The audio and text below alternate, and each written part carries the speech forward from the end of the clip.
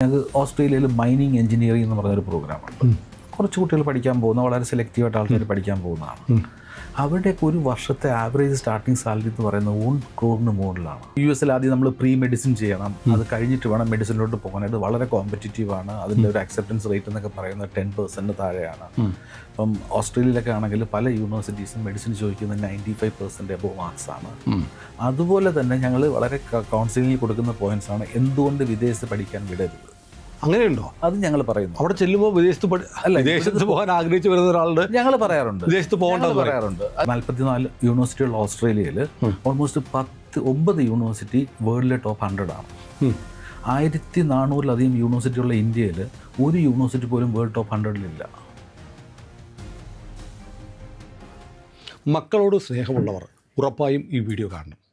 നിങ്ങൾക്കറിയാമല്ലോ പ്രിയപ്പെട്ട പ്രേക്ഷകരെ, അപൂർവം ചില വീഡിയോകളിലാണ് ഞാൻ പറയാറുള്ളത്, നമ്മുടെ കുട്ടികളെ സ്നേഹിക്കുന്നുവെങ്കിൽ നിങ്ങളിത് കാണണം എന്ന് പറഞ്ഞതുപോലെ ഈ വീഡിയോ നിങ്ങൾ കാണണമെന്ന് ഞാൻ പറയാറ് പതിവില്ല. അങ്ങനെ പറയുന്ന വീഡിയോകളെല്ലാം നിങ്ങൾ കണ്ടിട്ടുണ്ട്, നിങ്ങൾക്കത് മനസ്സിലായിട്ടുണ്ടോ? ഞാൻ വളരെ ഗൗരവമുള്ള വിഷയമാണ് സംസാരിക്കാൻ പോകുന്നതെന്ന്. നമുക്കറിയാം, നമ്മളെല്ലാം ജീവിക്കുന്നത് നമ്മുടെ കുഞ്ഞുങ്ങൾക്ക് വേണ്ടിയാണ്. നമ്മുടെ കുഞ്ഞുങ്ങൾക്ക് വേണ്ടി നമ്മൾ എന്തും ചെയ്യും. പക്ഷേ നമ്മുടെ കുട്ടികളെ റാഞ്ചാൻ ഒരുപാട് കഴുകന്മാർ ആകാശത്ത് വട്ടമിട്ട് പറക്കുന്നുണ്ട്. നമ്മളറിയാതെ ഒരുപക്ഷെ നമ്മുടെ പ്രിയപ്പെട്ട മക്കളെ പിടിച്ച് കഴുകന്മാർക്ക് കൊടുക്കും. നിങ്ങളവർക്ക് ഇതെന്താ പറയുന്നത്? അതെ, സത്യമാണ്, അങ്ങനെ സംഭവിക്കാറുണ്ട്.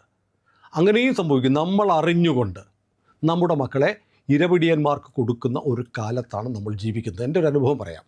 എൻ്റെ ഒരു സുഹൃത്ത് ഒരു 10 വർഷം മുമ്പാണ്, ഇപ്പോൾ നമ്മൾ ഉക്രൈൻ യുദ്ധം നടക്കുന്നു, 5 വർഷമായി യുദ്ധം നടക്കുന്നു. അതിനു മുമ്പ്, യുദ്ധമൊക്കെ ആരംഭിക്കുന്നതിന് മുമ്പ്, റഷ്യയും ഉക്രൈനും തമ്മിലുള്ള ഈ പ്രശ്നങ്ങളൊക്കെ ഉണ്ടാവുന്നതിന് മുമ്പ് ആലപ്പുഴയിലുള്ള എൻ്റെ സുഹൃത്ത്, അദ്ദേഹത്തിൻ്റെ ഒരൊറ്റ മകനേ ഉള്ളൂ. ആ മകനെ MBBS പഠിക്കാൻ വേണ്ടി ഉക്രൈനിലേക്ക് വിട്ടു. പിന്നെ ഒരു 2 വർഷം കഴിയുമ്പോൾ ആ കുട്ടി ജഡമായിട്ടാണ് തിരിച്ചു വന്നത്. അവിടെ ചെന്നു പെട്ടത് ഒരു വലിയ മാഫിയ സംഘത്തിൻ്റെ കയ്യിൽപ്പെട്ടതുപോലെയാണ്. പഠിക്കാൻ പോയ കുട്ടി വല്ലാത്ത ഒരു ലോകത്ത് പെട്ടു. വളരെ മോശം സ്ഥാപനമായിരുന്നു. അവിടെ പോയിട്ട് അവിടുത്തെ പീഡനങ്ങൾ ഏറ്റുവാങ്ങി അവസാനം ആ കുട്ടിക്ക് ആത്മഹത്യ ചെയ്യേണ്ടി വന്നു. ഇപ്പോഴും എൻ്റെ സുഹൃത്തിൻ്റെ മനോനില ശരിയല്ല. നമ്മളെ ഞെട്ടിക്കുന്ന കാര്യമാണ്. ഇപ്പോൾ ഒരിക്കൽ കൂടി +2 ഒക്കെ കഴിഞ്ഞു. നമ്മുടെ വിദ്യാഭ്യാസ മേഖല ഉണർന്നിരിക്കുന്നു. ഒരുപാട് കഴുകന്മാർ നിങ്ങളെ അവിടെ കൊണ്ടുപോകാം, ഇവിടെ കൊണ്ടുപോകാം എന്നൊക്കെ പറഞ്ഞ് പ്രലോഭനങ്ങളും വശീകരിക്കുന്ന പരസ്യങ്ങളുമായി വരുന്നുണ്ട്. വിദ്യാഭ്യാസം ഒരു വലിയ കച്ചവടമാണ്. നമുക്കറിയാം, നമ്മുടെ മക്കൾക്ക് വേണ്ടി നമ്മൾ എന്തും ചെയ്യും, എന്തു വിറ്റുപെറുക്കിയും നമ്മുടെ കുഞ്ഞുങ്ങളെ പഠിപ്പിക്കാൻ നമ്മൾ തയ്യാറാവും. പക്ഷേ നമ്മുടെ കുട്ടികളെ റാഞ്ചിക്കൊണ്ട് പോകുന്ന കഴുകന്മാരെ നമുക്കറിയില്ല. അവർ നല്ല മേക്കപ്പൊക്കെ ഇട്ട് വന്നിരിക്കും. അപ്പോൾ ഞാൻ മുമ്പൊരിക്കൽ ഒരു 2 വർഷം മുമ്പ് ഈ മേഖലയിൽ നടക്കുന്ന തട്ടിപ്പുകളെക്കുറിച്ച് ജനങ്ങളെ അറിയിക്കാൻ വേണ്ടി ഒരു വീഡിയോ ചെയ്തിരുന്നു. അന്ന് ഞാൻ സമീപിച്ചത് കേരളത്തിൽ തന്നെ ഏറ്റവും നന്നായിട്ട് വിദ്യാഭ്യാസ കൺസൾട്ടൻസി നടത്തുന്ന, നമുക്ക് വളരെ അടുപ്പമുള്ള ശ്രീ P. മനോജിനെയാണ്. അദ്ദേഹം നമ്മുടെ ഫ്ലോറിലുണ്ട്. സ്വാഗതം. അദ്ദേഹത്തെ കുറിച്ച് പറയുമ്പോൾ, കഴിഞ്ഞ 33 വർഷമായി അദ്ദേഹം വിദ്യാഭ്യാസ മേഖലയിൽ പ്രവർത്തിക്കുന്നുണ്ട്. അദ്ദേഹവും കുട്ടികളെ വിദേശത്തേക്ക് അയക്കുന്ന ആളാണ്. പക്ഷേ അദ്ദേഹം പറയുന്നു, നിങ്ങൾ എൻ്റെ സ്ഥാപനത്തിൽ വന്ന് കുട്ടികളെ ചേർക്കണമെന്നല്ല അദ്ദേഹം അന്ന് എന്നോട് പറഞ്ഞത്. നിങ്ങൾ എൻ്റെ സ്ഥാപനത്തിൽ വന്നാലും നിങ്ങൾ നോക്കേണ്ടത് വിദേശത്തുള്ള വിദ്യാഭ്യാസ സ്ഥാപനങ്ങളുടെ ക്രെഡൻഷ്യൽസ് നോക്കാതെ നമ്മൾ കുട്ടികളെ അയച്ചാൽ നമുക്ക് അബദ്ധം പറ്റും എന്ന് പറഞ്ഞു. അതാണ് ഏറ്റവും പ്രധാനപ്പെട്ടത്. എല്ലാം നിങ്ങൾ വരൂ, ഞാൻ 50,000 പേരെ കയറ്റി അയച്ചു എന്ന് പറയുന്ന സ്ഥാപനങ്ങൾ നമ്മുടെ നാട്ടിലുണ്ട്. പത്രങ്ങളിലെല്ലാം മുഴുനീള ജാക്കറ്റ് പരസ്യം വരും, വിദ്യാഭ്യാസ സ്ഥാപനങ്ങളുടെ പരസ്യം. പക്ഷേ അതിൽ ഏതാണ്ട് 95% ഫേക്കാണ്. അവിടെ പോകുന്ന കുട്ടികൾ അടിമപ്പണി ചെയ്യുന്നവരുണ്ട്. ജോലി എടുത്ത് പാർട്ട് ടൈം ജോബ് കൂടെ ചെയ്യാമെന്നൊക്കെ പറഞ്ഞാൽ പോകുന്നത്. പക്ഷേ വഴിതെറ്റി പോകുന്നവരുണ്ട്. കാരണം അവർക്ക് പറ്റുന്ന കോഴ്സിന് ചേരാൻ പറ്റാതെ വരുന്നു. നിരാശരായി തിരിച്ചു വരുന്നവരുണ്ട്. വന്നതിന് ശേഷം ഒരുപാട് പണം നഷ്ടപ്പെട്ട് വിലപിക്കുന്നവരുണ്ട്. അപ്പോൾ അതുകൊണ്ട് പ്രിയപ്പെട്ട പ്രേക്ഷകരെ, നമ്മുടെ കുട്ടികൾക്ക് ശരിയായ വഴി കാട്ടാൻ വിദേശത്ത് പോയി പഠിക്കണമെങ്കിൽ ആരെയും കണ്ണുപൂട്ടി വിശ്വസിച്ച് പോകാൻ പറ്റുമോ? ഗ്ലോബൽ എഡ്യൂക്കേഷണൽ കൺസൾട്ടൻസി എന്ന സ്ഥാപനം കഴിഞ്ഞ 33 വർഷമായിട്ട് കൊച്ചിയിൽ പ്രവർത്തിക്കുന്നുണ്ട്. അതിൻ്റെ അനുഭവ സമ്പത്ത് എന്ന് പറയുമ്പോൾ ഇന്ന് വരെ ഒരൊറ്റയാൾ പോലും ഇതിനെക്കുറിച്ച് മോശം അഭിപ്രായം പറഞ്ഞിട്ടില്ല. നമ്മുടെ പ്രിയപ്പെട്ട നടൻ ഫഹദ് ഫാസിൽ, അദ്ദേഹം വിദേശത്ത് പോയത് അങ്ങയിലൂടെയാണ് അല്ലേ? അതെ അതെ. അതെന്താ, അതൊന്ന് പറഞ്ഞിട്ട് തുടങ്ങാം. അത് 2002 സമയത്ത് വളരെ സുമുഖമനായ ചെറുപ്പക്കാരൻ. എനിക്കറിയില്ല ആരായിരുന്നു, ഫാസിലിൻ്റെ മകനാണെന്ന് അറിയില്ല. അറിയില്ലായിരുന്നു. കാണാൻ വന്നിട്ട് പറഞ്ഞു എൻ്റെ പേര് ഫഹദ് എന്നാണ്, ഞങ്ങൾ വിളിക്കുന്ന വേറൊരു പേരുണ്ടായിരുന്നു, ഓക്കെ മറന്നുപോയി, ഓക്കെ ഫഹദ് എന്നാണ് പേര്, എനിക്ക് അമേരിക്കയിൽ പഠിക്കാൻ പോകണം. അപ്പോൾ എൻ്റെ ഒരു കസിൻസ് 1-2 പേര് ഇവിടുന്ന് പോയിട്ടുണ്ട്, അതിൻ്റെ ബേസിൽ അവിടെ ഒരു കൗൺസിലിങ്ങിന് വന്നതാണ്. എന്നിട്ടാണ് പറഞ്ഞത് എൻ്റെ ഫാദർ ഫാസിലാണ്, ഞാനിപ്പോൾ ഒരു സിനിമയിൽ അഭിനയിച്ചുകൊണ്ടിരിക്കുകയാണ്, കൈയെത്തും ദൂരത്ത് സിനിമയിൽ അഭിനയിച്ചുകൊണ്ടിരിക്കുകയാണ്. അത് കഴിഞ്ഞിട്ട് അതിൻ്റെ പോസ്റ്റ് പ്രൊഡക്ഷനൊക്കെ കഴിഞ്ഞിട്ട് എനിക്ക് അമേരിക്കയിൽ പോയി പഠിക്കാൻ താല്പര്യമുണ്ടെന്ന് പറഞ്ഞു വന്നു. അതെ, 2001 വന്നത്. 2002 കക്ഷി പഠിക്കാൻ പോയി അമേരിക്കയിൽ, യൂണിവേഴ്സിറ്റി ഓഫ് മയാമിയിൽ, വേൾഡ് റാങ്ക്ഡ് യൂണിവേഴ്സിറ്റിയാണ്. അവിടെ ബാച്ചലർ ഓഫ് എഞ്ചിനീയറിങ്ങിനാണ് പോയത്. പക്ഷെ അവിടെ ചെന്ന് കഴിഞ്ഞിട്ട് കക്ഷിയുടെ പ്ലാനൊക്കെ മാറി, പിന്നെ ഫിലോസഫിയിലോട്ടൊക്കെ മാറി. അങ്ങനെ കക്ഷി അവിടെ നിന്ന് പോയിട്ടുള്ളത്. അല്ല, ഞാൻ ഈ ചോദിക്കുന്നത്, എനിക്കൊരു സംശയം. ഇപ്പോൾ നമ്മൾ ഈ എല്ലാ പത്രങ്ങളിലും എല്ലായിടത്തും ഈ വിദ്യാഭ്യാസ സ്ഥാപനങ്ങളുടെ പരസ്യമാണ്. എല്ലാ രാജ്യങ്ങളിലേക്ക് പോകാം, ജർമ്മനിക്ക് പോകാം, അവിടെ പോകാം, ഇവിടെ പോകാം എന്നൊക്കെ പറഞ്ഞ് പരസ്യമുണ്ട്. ഈ പോകുന്നതൊക്കെ യഥാർത്ഥത്തിൽ ജെന്യുവിൻ സ്ഥാപനങ്ങളിലാണോ എന്ന് ഉറപ്പുവരുത്താൻ എന്താ മാർഗം? അത് നമ്മൾ പോകുന്ന ആൾക്കാർക്ക് തന്നെ നമുക്ക് അപ്പം അങ്ങനെ നമുക്ക് റിസർച്ച് ചെയ്യാൻ ഒരുപാട് മെത്തേഡ്സ് ഉണ്ടല്ലോ. ഇപ്പോഴത്തെ ഈ എയുടെ കാലത്ത് ഒരു ChatGPTയോട് ചോദിച്ചാൽ പോലും ആ ഇൻസ്റ്റിറ്റ്യൂഷൻ്റെ ജെന്യുവിനെസ്സിനെ പറ്റിയും അതിൻ്റെ ക്രെഡിബിലിറ്റിയെ പറ്റിയൊക്കെ നമുക്ക് മനസ്സിലാക്കാൻ പറ്റുമല്ലോ. അപ്പോൾ അത് നമ്മൾ പ്രോപ്പറായിട്ടുള്ള റിസർച്ച് ചെയ്യണം. അതിനകത്ത് വരുന്ന കുഴപ്പമെന്ന് പറയുന്നത് പല ആൾക്കാരും ഇതിനെപ്പറ്റി ഒരു കാര്യമായിട്ടുള്ള റിസർച്ച് ചെയ്യാറില്ല.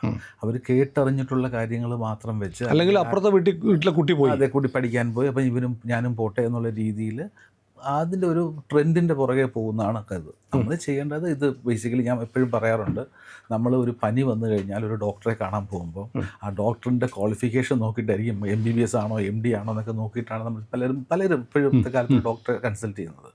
അതേസമയം ഈ ഒരു സെഗ്മെൻറ്റിലോട്ട് വരുമ്പോൾ ആരാണോ എന്താണോ എന്നൊന്നും അല്ല നോക്കുന്നത്. അവർ കണ്ടിട്ടുള്ള പരസ്യത്തിൻ്റെ പേരിലായിരിക്കാം, അല്ലെങ്കിൽ പലരും പരസ്യം കണ്ട് മാത്രമാണ് പോകുന്നത്. പരസ്യം ഓഫ് കോഴ്സ് ഈ ഒരു കോമ്പറ്റീറ്റീവ് വേൾഡ് പരസ്യം അത് മോശമായിട്ടുള്ള കാര്യമല്ല. പക്ഷേ നമ്മളത് ക്രെഡിബിലിറ്റി നമ്മൾ ചെക്ക് ചെയ്യേണ്ടതാണ്. ഇവർ പറയുന്ന ഇൻഫർമേഷൻ എല്ലാം സ്വന്തമായിട്ട് നമ്മൾ അനലൈസ് ചെയ്ത് നമുക്ക് അതിൽ നിന്നൊരു കൺക്ലൂഷനിലോട്ട് എത്തണം. അല്ല, നമ്മളിപ്പോൾ ഒരു കോഴ്സിന്, ഇപ്പോൾ എനിക്ക് എൻ്റെ മകളെ ഒരു കോഴ്സിന് വിടണം, അവൾക്ക് ഇപ്പോൾ മെഡിസിൻ പോകണം. അപ്പോൾ അങ്ങനെയാണെങ്കിൽ ഞാൻ നോക്കേണ്ടത് എന്താണ്? ഏത് തരം സർവകലാശാലകളാണ് നോക്കേണ്ടത്? ഇപ്പം മെഡിസിൻ പഠിക്കാനായിട്ട് നമുക്ക് ഇന്ത്യയിൽ നിന്ന് വെളിയിൽ പഠിക്കാൻ പോകണമെന്നുണ്ടെങ്കിൽ നമുക്ക് USA, Australia, Canada, Ireland, New Zealand ഇങ്ങനെയുള്ള രാജ്യങ്ങളിൽ പോയി മെഡിസിൻ പഠിക്കുക എന്ന് പറഞ്ഞത് പ്രാക്ടിക്കലി എക്സ്പെൻസീവ് ആണെന്ന് മാത്രമല്ല ഫീസിബിളും അല്ല.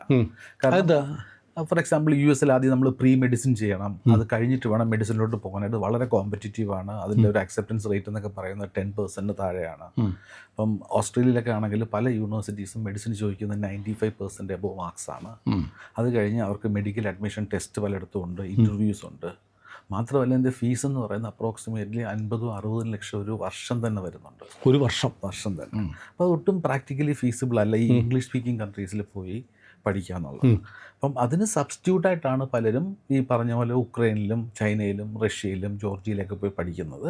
എനിവേ ഞങ്ങൾ ആ ഒരു സെഗ്മെൻറ്റിലില്ല. ഞങ്ങൾ നേരത്തെ പറഞ്ഞ പോലെ ആസ് എ പോളിസി ഞങ്ങൾ ഫോളോ ചെയ്യുന്ന കുറേ മെത്തേഡ്സ് ഉണ്ട്. അതിലൊന്നാണ് ഈ ഞങ്ങൾ നോൺ ഇംഗ്ലീഷ് സ്പീക്കിംഗ് കൺട്രീസിൽ സ്റ്റുഡൻസിനെ വിടാറില്ല. അത് മാത്രമല്ല, ഞാൻ കേട്ടിട്ടുള്ള അങ്ങൊക്കെ പ്രിഫർ ചെയ്യുന്നത് സർക്കാർ സർവകലാശാലകളിൽ മാത്രം കുട്ടികളേക്ക്. അതെ, അതൊരു പോളിസിയാണ്. അത് ഞങ്ങൾ ഫോളോ ചെയ്യുന്ന ചില പോളിസിയിൽ ഒന്നാണ് എപ്പോഴും പബ്ലിക് ഫണ്ടഡ് യൂണിവേഴ്സിറ്റീസ് അല്ലെങ്കിൽ നോൺ പ്രോഫിറ്റ് യൂണിവേഴ്സിറ്റീസ്, അതായത് പ്രോഫിറ്റിന് വേണ്ടി റൺ ചെയ്യുന്ന യൂണിവേഴ്സിറ്റികളിലോ പ്രൈവറ്റ് കോളേജുകളിലോ ഡിപ്ലോമ കോഴ്സുകൾ, സർട്ടിഫിക്കറ്റ് കോഴ്സുകൾ പോലുള്ള കോഴ്സുകൾക്ക് ഞങ്ങൾ പ്രൊമോട്ട് ചെയ്യാറില്ല.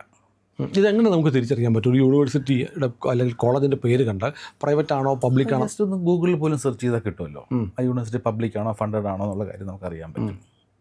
മാത്രമല്ല എല്ലാ യൂണിവേഴ്സിറ്റിയും അവരുടെ വെബ്സൈറ്റിൽ അവരുടെ എബൌട്ട് അസ് എന്ന് പറഞ്ഞ കാറ്റഗറിയിൽ യൂണിവേഴ്സിറ്റി പറ്റി കൊടുത്തിട്ടുണ്ടാകും, ഇയർ ഓഫ് എസ്റ്റാബ്ലിഷ്മെൻറ്റ് അങ്ങനെയുള്ള കാര്യങ്ങളൊക്കെ കൊടുത്തിട്ടുണ്ടാവും. പക്ഷെ നമ്മുടെ ഈ പലപ്പോഴും ഈ ആളുകൾ വന്നിട്ട് ഈ ഒരു സ്ഥാപനത്തിൽ ചെല്ലുന്നു, അഡ്മിഷൻ വേണമെന്ന് പറയുന്നു. ഇപ്പോൾ X എന്ന് പറയുന്ന സ്ഥാപനത്തിൽ ചെല്ലുന്നു, അവർ കുറേ ബ്രൗഷേഴ്സ് എടുത്ത് വെക്കുന്നു, ഇതിൻ്റെ എൻ്റെ കോളേജ് കൊള്ളാം എന്ന് പറയുന്നു, ഇതായിരിക്കും നിങ്ങൾക്ക് നല്ലതെന്ന് പറയുന്നു, അത് ഓക്കെ എന്ന് പറയുന്നു, ഫീസ് കൊടുത്ത് ചേരുന്നു. ഇതല്ലേ ചെയ്യുന്നത്? അങ്ങനെയാണോ ചെയ്യേണ്ടത്? ശരിക്കും അങ്ങനെയല്ല ചെയ്യേണ്ടത്. നമ്മൾ ഒരു കൺസൾട്ടൻസി പോയി കഴിഞ്ഞാൽ നമുക്ക് ഡെഫിനറ്റ്ലി നമ്മൾ എന്താണോ നമ്മൾ ചെയ്യാൻ ആഗ്രഹിക്കുന്നത് അതിന് മാച്ച് ചെയ്യുന്ന തരത്തിലുള്ള യൂണിവേഴ്സിറ്റി ഓപ്ഷൻസ് അവരോട് ചോദിക്കാം. അവർ തരുന്ന ഓപ്ഷൻസ് നമ്മൾ എടുത്തിട്ട് നമ്മൾ അതിൽ ഒരുപാട് ഹോംവർക്ക് ചെയ്യാം. ഞാൻ നേരത്തെ പറഞ്ഞല്ലോ, നമുക്ക് ഒരുപാട് ടൂൾസ് അവൈലബിൾ ആണ്, ഒരുപാട് വെബ്സൈറ്റ്സ് അവൈലബിൾ ആണ്. ഒരു യൂണിവേഴ്സിറ്റി എടുത്തു കഴിഞ്ഞാൽ ആ യൂണിവേഴ്സിറ്റിയുടെ എംപ്ലോയ്മെൻറ്റ് റേറ്റ്, സ്റ്റുഡൻറ്റ് സാറ്റിസ്ഫാക്ഷൻ, ഇങ്ങനെയുള്ള എല്ലാ കാര്യങ്ങളും നമുക്ക് കണ്ടുപിടിക്കാൻ പറ്റും. പ്ലസ് നമുക്ക് കഴിവതും മിക്കവാറും ഉള്ള എല്ലാ ഏജൻസിയിലും നമുക്ക് അവിടെ പഠിക്കുന്ന മറ്റ് പല കുട്ടികളായിട്ട് കണക്ട് ചെയ്യാനുള്ള പോസിബിലിറ്റീസ് ഉണ്ടാവും. അപ്പം അങ്ങനെ വരുമ്പം നമുക്ക് അതിനെപ്പറ്റി ഒരു ക്ലിയർ പിക്ചർ കിട്ടുമല്ലോ. അതിൻ്റെ റാങ്കിങ് അറിയാൻ പറ്റും, അതിൻ്റെ എംപ്ലോയബിലിറ്റി അറിയാൻ പറ്റും. അങ്ങനെയുള്ള എല്ലാ കാര്യങ്ങളും മനസ്സിലാക്കിയിട്ട് ചെയ്യുകയാണെങ്കിൽ നോർമലി കോംപ്ലിക്കേഷൻസ് ഒന്നും ഉണ്ടാവാറില്ല. ഈ കൺസൾട്ടൻസി ചെല്ലുമ്പോഴത്തേക്ക് ഞാൻ കേട്ടിട്ടുണ്ട്, എനിക്കറിയില്ല, ഞാൻ ചോദിക്കുന്നുണ്ടെന്ന് തോന്നരുത്, ഈ അവർക്ക് കൂടുതൽ കമ്മീഷൻ കിട്ടുന്ന സ്ഥാപനങ്ങളെ അടിച്ചേൽപ്പിക്കാൻ നോക്കും എന്നൊക്കെ. അങ്ങനെ നമുക്ക് പൊതുവായിട്ട് പറയാൻ പറ്റത്തില്ല. ബട്ട് എല്ലാ ഇൻഡസ്ട്രിയിലുള്ളതുപോലെയും ഈ ഇൻഡസ്ട്രിയിലും അങ്ങനെ ആൾക്കാരുണ്ട്. കാര്യം സ്റ്റാഫിന് ഇൻസെൻറ്റീവ് വെച്ചിട്ട് അല്ലെങ്കിൽ അവർക്ക് ടാർഗറ്റ് ഫിക്സ് ചെയ്തിട്ട് അങ്ങനെ ചെയ്യുന്ന ആൾക്കാരുണ്ട്. പക്ഷേ അത് നമ്മൾ ആ ട്രാപ്പിൽ വീഴാതിരിക്കുക എന്നുള്ളത് നമ്മുടെ ഇമ്പോർട്ടൻ്റ് ആണ്. നമ്മൾ എന്തുകൊണ്ട് ഈ യൂണിവേഴ്സിറ്റി എന്നുള്ള കാര്യം അവരോട് ചോദിച്ച് മനസ്സിലാക്കുക, അല്ലെങ്കിൽ നമ്മൾ തന്നെ റിസർച്ച് ചെയ്ത് മനസ്സിലാക്കുക. അല്ല അവരുടെ ചോയ്സ് ഒരിക്കലും നമ്മളുടെ ആയിരിക്കണം. ഫൈനൽ ചോയ്സ് എപ്പോഴും നമ്മളായിരിക്കണം അവസാനം തീരുമാനിക്കുക. ഫൈനൽ ഡിസിഷൻ മേക്കർ നമ്മളായിരിക്കണം. ബട്ട് മറ്റേതെന്ന് പറഞ്ഞാൽ കൺസൾട്ടൻസി മാത്രമാണ്, നമുക്ക് ഓപ്ഷൻസ് തരാം. അവരുടെ അഡ്വൈസ് എടുത്തിട്ട് നമുക്ക് കിട്ടുന്ന ഓപ്ഷൻസ് നമ്മൾ അനലൈസ് ചെയ്ത് അതിൻ്റെ പോസിറ്റീവ് ഫാക്ടേഴ്സ് നെഗറ്റീവ് ഫാക്ടേഴ്സൊക്കെ അനലൈസ് ചെയ്തിട്ട് നമുക്ക് ഏറ്റവും ആപ്റ്റായിട്ടുള്ള എന്താണെന്ന് വെച്ചാൽ നമ്മളത് ചൂസ് ചെയ്യുക. ഞാനൊരു കാര്യം ചോദിക്കട്ടെ, അപ്പോൾ ഈ പബ്ലിക് യൂണിവേഴ്സിറ്റികളാണ് പ്രിഫർ ചെയ്യുമെന്ന് പറഞ്ഞു, അത് മാത്രമേ ചെയ്തുള്ളൂ എന്ന് പറഞ്ഞു. അപ്പോൾ ഇതിനകത്ത് ഈ സർക്കാർ യൂണിവേഴ്സിറ്റികളിലേക്ക് കോളേജുകളിലേക്ക് സ്റ്റുഡൻസിനെ അയച്ചാൽ ഏജൻസിക്ക് കാശ് കിട്ടുമോ? അത് ബേസിക്കലി ഞങ്ങളൊരു ഓതറൈസ്ഡ് ഏജൻസി ആണെങ്കിൽ ഒരു യൂണിവേഴ്സിറ്റിക്ക് സാധാരണ അവർക്ക് ഇൻ്റർനാഷണൽ സ്റ്റുഡൻറ്റ് റിക്രൂട്ട്മെൻറ്റ് ഒരുപാട് കോസ്റ്റ് ഇൻവോൾവ് ആണ്. ആ കോസ്റ്റ് ഏജൻസി വഴി ചെയ്യുന്നതുകൊണ്ട് തന്നെ അവർക്ക് ആ കോസ്റ്റ് ഒരുപാട് സേവ് ചെയ്യാൻ പറ്റുമല്ലോ. അപ്പോൾ ആ ഒരു കോസ്റ്റാണ് അവരൊരു കമ്മീഷൻ നല്ല രീതിയിൽ ഞങ്ങൾ പറയുന്നത് കൺസൾട്ടൻസി ഫീസായിട്ട് ഞങ്ങൾക്ക് തരുന്നത്. പിന്നെ പബ്ലിക് യൂണിവേഴ്സിറ്റി ആകുമ്പോൾ ഒരു കുഴപ്പമെന്ന് പറയുന്നത് പ്രൈവറ്റ് ഇൻസ്റ്റിറ്റ്യൂഷൻസ് പോലെ കൊടുക്കാൻ പറ്റില്ല. അതിന് സ്റ്റാൻഡേർഡ് ആയിട്ടുള്ളൊരു പേയ്മെൻ്റ് ആയിരിക്കും. അപ്പോൾ സ്വാഭാവികമായിട്ടും ഈ ഏജൻസികൾ കൂടുതലും പ്രിഫർ ചെയ്യുന്നത് പ്രൈവറ്റ് യൂണിവേഴ്സിറ്റികളിലേക്ക് പിള്ളേരെ വിടാനായിരിക്കാം. എല്ലാ ഏജൻസീസും അല്ല, ഇതിനകത്ത് ബേസിക്കലി ഇത് പ്രൈമറി മോട്ടീവും മണി മേക്കിംഗ് ആയിട്ട് വരുന്ന ഏജൻസീസ് ഉണ്ട്. അതെ. പക്ഷേ അതല്ലാതെ വളരെ ഞങ്ങളെ പോലെ തന്നെ വളരെ ഡെഡിക്കേറ്റഡ് ആയിട്ട് സ്റ്റുഡൻസിനെ സപ്പോർട്ട് ചെയ്യുന്ന രീതിയിലുള്ള ഏജൻസീസ് ഒരുപാടുണ്ട്. അപ്പം അങ്ങനെയുള്ള ഏജൻസി പോവുകയാണെങ്കിൽ നമുക്ക് ഇങ്ങനെയുള്ള പ്രശ്നങ്ങൾ ഉണ്ടാകാനുള്ള ചാൻസ് കുറവാണ്. ഇപ്പോൾ പലരും ഈ ഇൻഡസ്ട്രിയിലോട്ട് വന്നതെന്ന് പറഞ്ഞാൽ പെട്ടെന്ന് പൈസ ഉണ്ടാക്കാൻ ഒരു വഴിയായിട്ട് വന്ന കുറേ ആൾക്കാരുണ്ട്. എല്ലാ ഇൻഡസ്ട്രിയിലും സംഭവിക്കുന്നതല്ലേ. അങ്ങനെ വന്നവർക്കാണ്, അങ്ങനെ ഉള്ളിടത്താണ് നമ്മൾ ഈ പ്രോബ്ലംസ് കൂടുതൽ ഫേസ് ചെയ്യുന്നത്. അല്ലോ, നമ്മൾ ഈ പേരൻസിനോട് ഇപ്പം എല്ലാവരും ഇപ്പോൾ അഡ്മിഷനും കോളേജുകളൊക്കെ സെലക്ട് ചെയ്ത സമയമാണ്. അപ്പോൾ അങ്ങയുടെ ഈ ഒരു 3 പതിറ്റാണ്ട് 33 വർഷം ചെറിയ കാലമല്ല, അപ്പം അത് വലിയ ഹ്യൂജ് എക്സ്പീരിയൻസ് ഉണ്ട്. അപ്പോൾ ഈ 33 വർഷത്തെ അനുഭവത്തിൻ്റെ അടിസ്ഥാനത്തിൽ ഈ പേരൻസിനോട് എന്താ പറയാനുള്ളത്, അങ്ങയുടെ അനുഭവങ്ങൾ? ഞങ്ങളെപ്പോഴും എല്ലാവരോടും പറയുന്നത് എന്തുകൊണ്ട് വിദേശത്ത് പഠിക്കണം, എന്തിനാണ് വിദേശത്ത് പഠിക്കുന്നത്, ആദ്യം പറയുന്ന 4-5 പോയിൻറ്റ്സ് ഉണ്ട്. അതുപോലെ തന്നെ ഞങ്ങൾ വളരെ കൗൺസിലിങ്ങിൽ കൊടുക്കുന്ന പോയിൻറ്റ്സാണ് എന്തുകൊണ്ട് വിദേശത്ത് പഠിക്കാൻ വിടരുത്. അങ്ങനെയുണ്ടോ? അത് ഞങ്ങൾ പറയുന്നു. അവിടെ ചെല്ലുമ്പോൾ വിദേശത്ത് പോകാൻ ആഗ്രഹിച്ച് വരുന്ന ഒരാളുടെ ഞങ്ങൾ പറയാറുണ്ട്, വിദേശത്ത് പോകേണ്ടത് പറയാറുണ്ട്. അതിന് 1-2 കാര്യം പറയാം. ഞങ്ങൾ പലപ്പോഴും പറയാറുണ്ട്, ഇഫ് നിങ്ങളുടെ കുട്ടിക്ക് ഈ capable of getting into IIT or IIM കിട്ടാൻ സാധ്യതയുള്ള സ്റ്റുഡൻ്റ് ആണെങ്കിൽ വിദേശത്ത് വിടേണ്ട ആവശ്യമില്ല. അയാൾക്ക് IIT-യിലോ IIM-ലോ അതൊരു ക്വാളിറ്റിയാണ് കേട്ടോ. സാധാരണ ആരെങ്കിലും അങ്ങനെ പറയത്തില്ല, ഇപ്പം വിദേശത്ത് പോയാലേ രക്ഷപ്പെടുള്ളൂ എന്നാ പറയുന്നത്. അങ്ങനെയല്ല, ഞാൻ പറഞ്ഞല്ലോ, അത് IIT-യിലോ IIM-ലോ അഡ്മിഷൻ കിട്ടാൻ പൊട്ടൻഷ്യൽ ഉള്ളൊരു സ്റ്റുഡൻ്റ് ആണെങ്കിൽ നാച്ചുറലി അവർക്ക് വിദേശത്ത് പോകേണ്ട ആവശ്യമില്ല. കാരണം ഈ IIT-യിലോ IIM പോലുള്ള ഇൻസ്റ്റിറ്റ്യൂഷനിൽ കിട്ടുന്ന ക്യാമ്പസ് പ്ലേസ്മെൻറ്റ് എന്ന് പറയുന്നൊരു ഫെസിലിറ്റി ഇന്ത്യക്ക് വെളിയിൽ എവിടെയും കിട്ടുന്നില്ല. നമ്മളിപ്പോൾ ഹാർവേഡ് യൂണിവേഴ്സിറ്റി പോയി പഠിച്ചാൽ പോലും ഒരിക്കലും നമുക്കൊരു ക്യാമ്പസ് പ്ലേസ്മെൻറ്റോ അല്ലെങ്കിൽ കിട്ടത്തില്ല. അവിടെ അങ്ങനെ ഒരു പോളിസി ഇല്ല അവിടെ. ഇന്ത്യയിൽ മാത്രമുള്ള ഒരു സിസ്റ്റമാണ് ക്യാമ്പസ് പ്ലേസ്മെന്റ് എന്ന് പറയുന്നത്. ഇന്ത്യയിലേ ഉള്ളൂ അല്ലേ? മിക്കവാറും ഡെവലപ്ഡ് കൺട്രീസിലൊന്നുമില്ല. അവർക്ക് പ്ലേസ്മെന്റ് അസിസ്റ്റൻസ് ഉണ്ട്. പ്ലേസ്മെന്റ് അസിസ്റ്റൻസ് എന്ന് പറയുന്നത് ഒരു കമ്പനി വന്ന് റിക്രൂട്ട് ചെയ്ത് പോവുകയല്ല, അവരുടെ CV ജനറേഷൻ അല്ലെങ്കിൽ അവരുടെ ഇന്റർവ്യൂ പ്രിപ്പറേഷൻ, അങ്ങനെയുള്ള കാര്യങ്ങളൊക്കെ യൂണിവേഴ്സിറ്റിക്ക് പ്ലേസ്മെന്റ് സെൽ ജോലി നമ്മൾ തന്നെ കണ്ടെത്തണം. കാര്യം അവിടെ മ്യൂച്വൽ ആണല്ലോ. ഇവിടുത്തെ പോലെ മ്യൂച്വലി ബെനിഫിഷ്യൽ, മ്യൂച്വലി ഇഷ്ടപ്പെടുന്നതായിരിക്കണം. എംപ്ലോയറിനും എംപ്ലോയിക്ക് ഈക്വൽ റൈറ്റ് ഉണ്ട് അവിടെ. ഇവിടുത്തെ പോലെ 1 സൈഡഡ് അല്ല. അതുകൊണ്ട് അവിടെ അങ്ങനെ സംഭവിക്കാറുള്ളത്. പക്ഷേ ഇവിടെ IIT IIM-ലൊക്കെ ആണെങ്കിൽ നമുക്ക് ഇറങ്ങുന്ന സമയത്ത് തന്നെ ആ ഒരു പാക്കേജിലുള്ള സാലറി ഒന്നും ഒരിക്കലും വേറെ ആ ലക്ഷറി വേറെ എങ്ങും കിട്ടില്ല. അതുപോലെ തന്നെ ഞങ്ങൾ പറയാറുണ്ട്, പലരും ഒരു പ്രോപ്പറായിട്ടുള്ള ഫിനാൻഷ്യൽ പ്ലാനിങ് ഇല്ലാത്ത ഒരാൾ, അതായത് നമുക്കത് അഫോർഡ് ചെയ്യാൻ പറ്റില്ലെങ്കിൽ വിദേശത്ത് പോകരുത്. ഇപ്പോൾ പലരും മിസ്ലീഡ് ചെയ്യുന്ന പറഞ്ഞാൽ ഒരു സെമസ്റ്ററിലേക്കുള്ള പൈസ നിങ്ങൾ എവിടെയെങ്കിലും ജനറേറ്റ് ചെയ്ത് ബാക്കിയൊക്കെ അവിടെ പോയി സ്കോളർഷിപ്പ് അല്ല വർക്ക് ചെയ്തുണ്ടാക്കാം. നമുക്ക് വർക്ക് ചെയ്യാം, depends on the country, work ചെയ്യാൻ പറ്റും, വർക്ക് ചെയ്ത് പൈസ ജനറേറ്റ് ചെയ്യാൻ പറ്റും. പക്ഷേ നമുക്ക് അവിടെ ലിവിങ് എക്സ്പെൻസ് ഉണ്ട്. ആ ലിവിങ് എക്സ്പെൻസിന് പുറമെ ട്യൂഷൻ ഫീസും കൂടെ ഉണ്ടാക്കാമെന്ന് പറഞ്ഞത് പ്രാക്ടിക്കലി എല്ലാവരെ കൊണ്ടും പറ്റുന്ന കാര്യമല്ല. അതിൻ്റെ ചെറിയൊരു പെർസെൻറ്റേജ് ഒക്കെ ഉണ്ടാക്കാൻ പറ്റുമായിരിക്കും, പക്ഷേ ടോട്ടലി അങ്ങനെ ഒരു പ്ലാനിങ്ങിൽ പോകാൻ പറ്റില്ല. അപ്പോൾ ഞങ്ങൾ വഴി പോകുന്ന എല്ലാ സ്റ്റുഡൻസിനും ഞങ്ങൾ എപ്പോഴും പറയുന്നത് നിങ്ങൾക്ക് പ്രോപ്പറായിട്ടുള്ളൊരു ഫിനാൻഷ്യൽ പ്ലാനിങ് ഉണ്ടായിരിക്കണം. അപ്പോൾ ഈ അവിടെ പോയി ജോലി എടുത്ത് പഠിക്കാം എന്ന് പറയുന്നത് 100% ശരിയല്ല. ജോലി എടുക്കാം, പക്ഷെ ജോലി എടുത്ത് മുഴുവൻ പഠിക്കാമെന്ന് പറയുന്നത് എല്ലാവരെ കൊണ്ടും പറ്റില്ല. അതുപോലെ ഹാർഡ് വർക്ക് ചെയ്യുന്ന കാര്യങ്ങളുണ്ട്. അല്ല, അത് പിന്നെ ജോലി എടുപ്പിലാവും, പഠിത്തം ഉണ്ടാവില്ല. അതെ, അങ്ങനെ വരുമ്പോൾ പഠിക്കാനുള്ള കാര്യം ബുദ്ധിമുട്ട് വളരെയായിട്ട് കൂടുതലല്ല. കാര്യം നമുക്കിവിടെ പഠിക്കണം, നമുക്ക് സ്വന്തമായിട്ട് വാഷ് ചെയ്യണം, കുക്ക് ചെയ്യണം, പിന്നെ ജോലി ചെയ്യണം, ഇതെല്ലാം അസൈൻമെൻറ്റ്സ് ചെയ്യണം, എല്ലാം ചെയ്യാൻ പറ്റും. ചെയ്യുമ്പോൾ ഇതിനൊക്കെ ഒരു ബാലൻസ് ഉണ്ട്. Striking A balance very important. ഇതിനകത്ത് വരുന്ന പ്രശ്നം, നമുക്ക് ഇത്രയും പൈസ ഒരിക്കലും അവിടുന്ന് ഫുൾ ഫീസ് അവിടെ നിന്ന് ജനറേറ്റ് ചെയ്യാൻ പറ്റുന്ന ഓപ്ഷൻസ് ഉണ്ടെന്ന് എനിക്ക് തോന്നുന്നില്ല. അപ്പോൾ ചില രാജ്യം പലരും പറയുന്നത് അങ്ങനെയാണ്. ഈ സ്കോളർഷിപ്സ് ഒക്കെ കിട്ടുമോ? സ്കോളർഷിപ്സ് ഒക്കെ ഉണ്ട്, അക്കാഡമിക് ബേസ്ഡ് സ്കോളർഷിപ്സ് ഒക്കെ ഉണ്ട്. പക്ഷേ അത് ഇവിടുന്ന് പോകുമ്പോൾ തന്നെ കിട്ടുന്ന സ്കോളർഷിപ്സ് ആണ്. അല്ലാതെ കൂടുതൽ സ്കോളർഷിപ്പ് കിട്ടുന്ന US-ലാണ്. US-ൽ basically teaching assistantship, research assistantship, graduate assistantship, പിന്നെ അങ്ങനെ കുറേ ഫിനാൻഷ്യൽ എയ്ഡ് ഓപ്ഷൻസ് ഉണ്ട്. അത് അവിടെ ചെന്ന് കഴിഞ്ഞിട്ട് നമ്മുടെ അക്കാഡമിക് പെർഫോമൻസ് അനുസരിച്ച് നമുക്ക് കിട്ടാനുള്ള ഓപ്ഷൻസ് വളരെ കൂടുതലാണ്. ഒരുപാട് പേർക്ക് കിട്ടുന്നുമുണ്ട്. അതേസമയം മറ്റുള്ള രാജ്യങ്ങളിലൊക്കെ നമുക്ക് ആക്ച്വലി സ്കോളർഷിപ്പിനേക്കാളും കൂടുതൽ കറക്റ്റായിട്ട് യൂസ് ചെയ്യാവുന്ന വേർഡ് ബേഴ്സറിയാണ്. ഇപ്പം നമുക്ക് ഒരു 80% മാർക്കുള്ള സ്റ്റുഡൻ്റ് ആണെങ്കിൽ ചില യൂണിവേഴ്സിറ്റി അവരുടെ ട്യൂഷൻ ഫീസിൽ 20% സ്കോളർഷിപ്പ് കൊടുക്കുക, ബേഴ്സറി കൊടുക്കും. ഇത് രണ്ടും തമ്മിലുള്ള വ്യത്യാസം എന്താ? സ്കോളർഷിപ്പും ബേഴ്സറിയും തമ്മിലുള്ള സ്കോളർഷിപ്പ് എന്ന് പറയുന്നത് basically academic scholarship, vice chancellor scholarship എന്ന് പറയുന്ന ഒരെണ്ണമുണ്ട്. അതെന്ന് പറയുന്നത് ബേസിക്കലി എല്ലാവർക്കും കിട്ടുന്നതല്ല. അത് ബേസിക്കലി നമ്മൾ അപ്ലൈ നമ്മൾ എലിജിബിൾ ആണെങ്കിൽ പല യൂണിവേഴ്സിറ്റിയും ബൈ ഇൻവിറ്റേഷൻ അല്ലെങ്കിൽ നമ്മളൊരു സെപ്പറേറ്റ് ആപ്ലിക്കേഷൻ അതിനോട് ഇത് ബേഴ്സറി എന്ന് പറഞ്ഞാൽ ഡീഫോൾട്ടായിട്ട് കിട്ടുന്നതാണ്. നമ്മൾ അപ്ലൈ ചെയ്യുമ്പോൾ തന്നെ നമ്മുടെ അക്കാഡമിക് നോക്കിയിട്ട് അവർ തരുന്നതാണ്. നമുക്ക് കൂടുതൽ ഇത് അറ്റാച്ച്ഡ് ആണ്. അപ്പോൾ മാർക്ക് വരും. ട്യൂഷൻ ഫീ എന്ന് പറയുന്നത് $100,000 ആണെങ്കിൽ അതിൽ സ്കോളർഷിപ്സ് ഇഷ്യൂഡ് 25%, ബാക്കി ഫീസ് ടു ബി പെയ്ഡ് 75,000. പക്ഷേ ഇതിന് പുറമെ വൈസ് ചാൻസലർ സ്കോളർഷിപ്പ് പോലുള്ള മറ്റുള്ള സ്കോളർഷിപ്സ് ഉണ്ട്. അത് നമ്മൾ സെപ്പറേറ്റ് ആയിട്ട് അപ്ലൈ ചെയ്യണം. അത് അപ്ലൈ ചെയ്യുമ്പോൾ ഒരു ലാർജ് നമ്പർ ഓഫ് ആപ്ലിക്കൻസ് ഉണ്ടാവും. അതിന് വളരെ സെലക്റ്റീവായിട്ട് വളരെ കുറച്ച് മാർക്കുകൾക്ക് മാത്രം കിട്ടുന്നതാണ്. അതിൻ്റെ കൂടുതൽ നമുക്ക് സ്കോളർഷിപ്പ് എന്ന് പറയാം. ഇതിനെ സ്കോളർഷിപ്പ് എന്ന് പറയാം, ബട്ട് ടെക്നിക്കലി കുറച്ചുകൂടെ യൂസ് ചെയ്യാൻ പറ്റുന്ന വേർഡ് ബേഴ്സറിയാണ്. ഈ സ്കോളർഷിപ്പും ഇത് എല്ലാം കൂടെ കിട്ടിക്കഴിഞ്ഞാൽ അയാളുടെ ഒരു സ്റ്റഡി എക്സ്പെൻസ് മീറ്റ് ചെയ്യാൻ പറ്റുമോ? നമുക്കത് വേറെ രീതിയിലുണ്ട്. ഇപ്പം നമുക്ക് 100% സ്കോളർഷിപ്പ് കിട്ടിപ്പോകുന്ന കുട്ടികളുണ്ട്. അതുപോലെ ബ്രില്യൻ്റ് ആയിട്ട് സ്റ്റുഡൻസിന് 100% സ്കോളർഷിപ്പ് കിട്ടി പോകുന്ന സ്റ്റുഡൻസ് ഉണ്ട്. ഞാൻ നേരത്തെ പറഞ്ഞ പോലെ വൈസ് ചാൻസലർ സ്കോളർഷിപ്പ് കിട്ടി 50% സ്കോളർഷിപ്പ് കിട്ടി പോകുന്നവർക്കുണ്ട്. പക്ഷെ അതൊക്കെ ഒരു മൈന്യൂട്ട് പെർസെൻറ്റേജ് സ്റ്റുഡൻസ് മാത്രമേ, വളരെ കുറച്ച്. ഇപ്പം നമുക്ക് ഒരു വർഷം കിട്ടുന്നത് 3 പേർക്കോ 4 പേർക്കോ ആയിരിക്കും. ബാക്കിയുള്ള 10, 150, 200 പേർക്ക് കിട്ടുക എന്ന് പറഞ്ഞാൽ ഈ 10%, 15%. പക്ഷേ ഈ 2-3 പേരുടെ കാര്യം ഹൈലൈറ്റ് ചെയ്തിട്ടായിരിക്കും ക്യാമ്പയിൻ മുഴുവൻ നടക്കുന്നത്. അതെ, അതിൽ അട്രാക്റ്റഡ് ആയിട്ട് നമുക്കെല്ലാം കിട്ടുമെന്നും പറഞ്ഞ് പോയി ചാടും. അല്ല, അങ്ങനെ പോകുന്നതിന് മുമ്പാണല്ലോ ഇത് കിട്ടുന്നത്. നമ്മൾ അപ്ലൈ ചെയ്ത് അഡ്മിഷൻ കിട്ടി കഴിയുമ്പോൾ തന്നെ നമുക്കറിയാൻ പറ്റും. അല്ല, അവിടെ ചെന്നിട്ട് കിട്ടുക എന്നുള്ള കാര്യം അത് വളരെ റെയർ ആയിട്ടുള്ള കാര്യമാണ്. അല്ല, ഇപ്പോൾ വളരെ സാധാരണക്കാരായ ആളുകളും കുട്ടികളെ വിദേശത്ത് വിട്ട് പഠിപ്പിക്കണം എന്ന് വെച്ചിട്ട് വീടും പറമ്പും ഒക്കെ പണയം വെച്ച് എഡ്യൂക്കേഷണൽ ലോണൊക്കെ എടുത്ത് ആളുകൾ പോകുന്നുണ്ട്. അപ്പോൾ അവർ ശരിക്കും ശ്രദ്ധിക്കേണ്ട കാര്യങ്ങൾ എന്തൊക്കെയാണ്? ഞാൻ ആദ്യം പറഞ്ഞ പോലെ ഫിനാൻഷ്യൽ പ്ലാനിങ് കറക്റ്റ് ആയിരിക്കണം. എഡ്യൂക്കേഷൻ ലോണിലൊരു അഡ്വാൻറ്റേജ് എന്ന് പറഞ്ഞാൽ നമ്മൾ എഡ്യൂക്കേഷൻ ലോൺ അപ്രൂവ് ചെയ്യുന്നത് നമ്മളൊരു 50 ലക്ഷം രൂപയുടെ എഡ്യൂക്കേഷൻ ലോൺ അപ്രൂവ് ചെയ്തു. അതിൻ്റെ അർത്ഥം നമ്മൾ 50 ലക്ഷം രൂപ നമ്മുടെ അക്കൗണ്ടിലോട്ട് ഉടനെ ക്രെഡിറ്റ് ചെയ്യുകയല്ല.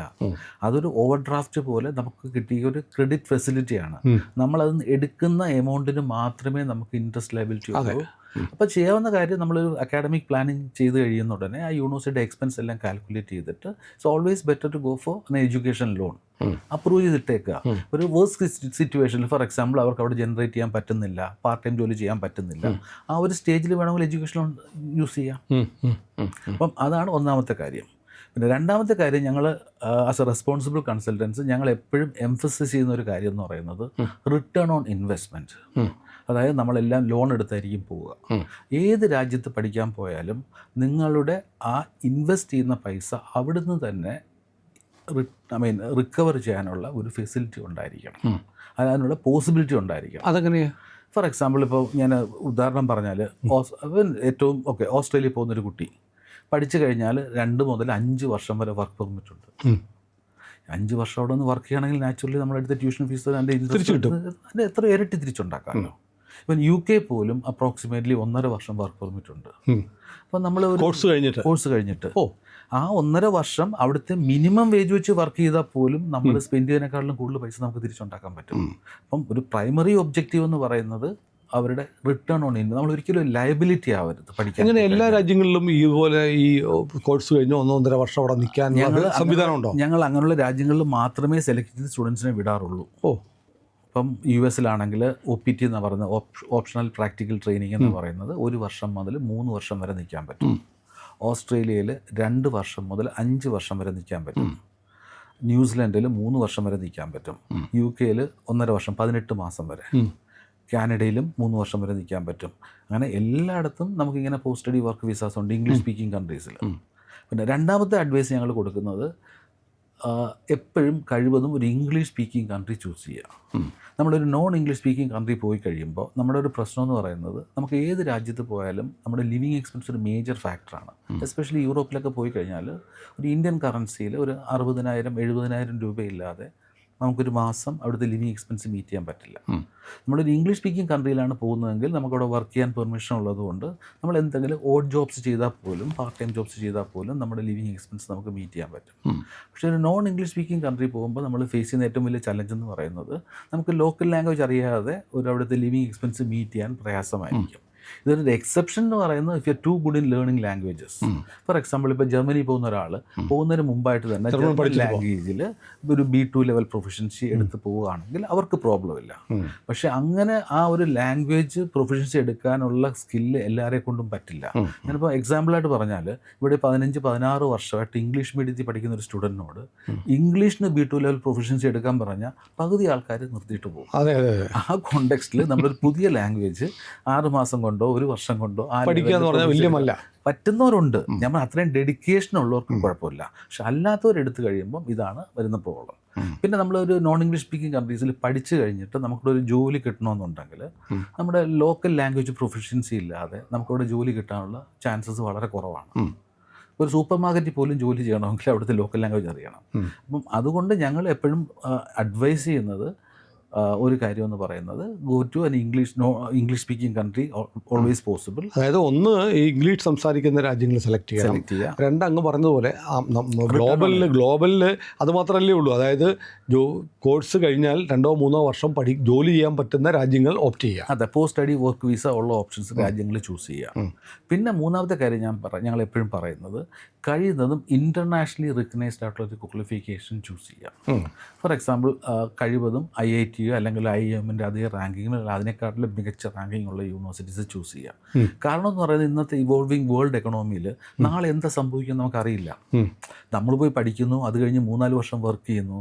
ഇപ്പം ട്രംപിനെ പോലെ ഒരാൾ വന്നിട്ട് റൂൾസ് ചെയ്യുന്നു, നാളെ നിങ്ങൾ നിൽക്കേണ്ട, ദർ ഇസ് നോ പോസിബിലിറ്റി പറഞ്ഞാൽ നമ്മൾ എന്ത് ചെയ്യും? അപ്പോൾ നമ്മുടെ ഡിഗ്രി ഇൻ്റർനാഷണലി അക്സെപ്റ്റഡ് ആണെങ്കിൽ, റിക്കഗ്നൈസ്ഡ് ആണെങ്കിൽ നമുക്ക് ആ ഡിഗ്രി വെച്ചിട്ട് നമുക്ക് ലോകത്തിൻ്റെ ഏത് പാർട്ടി പോയാലും നമുക്ക് സർവൈവ് ചെയ്യാം. മിഡിൽ ഈസ്റ്റിൽ വളരെ അക്സെപ്റ്റഡ് ആണ് ഇങ്ങനത്തെ ഡിഗ്രി. മറ്റുള്ള രാജ്യങ്ങളിൽ ഇമിഗ്രേഷൻ യൂസ് ചെയ്യാൻ പറ്റും. അപ്പം അല്ലെങ്കിൽ ഇന്ത്യ വന്നാൽ പോലും ഒരു MNCയിലൊക്കെ ജോലി കിട്ടണമെങ്കിൽ ആ ഡിഗ്രി ഒരു വേൾഡ് ക്ലാസ് ഡിഗ്രി ആണെങ്കിൽ അവർക്ക് അവിടെ നിന്ന് കിട്ടിയ എക്സ്പോഷർ എല്ലാം വെച്ച് കറക്റ്റായിട്ട് യൂസ് ചെയ്യാൻ പറ്റും. അപ്പം അങ്ങനെ ഒരു ഇമ്പോർട്ടൻറ്റ് പോയിന്റ് ഞങ്ങൾ എപ്പോഴും എംഫസൈസ് ചെയ്യുന്ന അതാണ്. അതുകൊണ്ടാണ് ഞങ്ങൾ പറയുന്നത് ഞങ്ങൾ ഡിപ്ലോമയ്ക്കോ സർട്ടിഫിക്കറ്റ് കോഴ്സുകൾക്കോ അല്ലെങ്കിൽ അങ്ങനത്തെ പ്രൈവറ്റ് ഇൻസ്റ്റിറ്റ്യൂഷനിൽ കുട്ടികളെ വിടാറില്ല.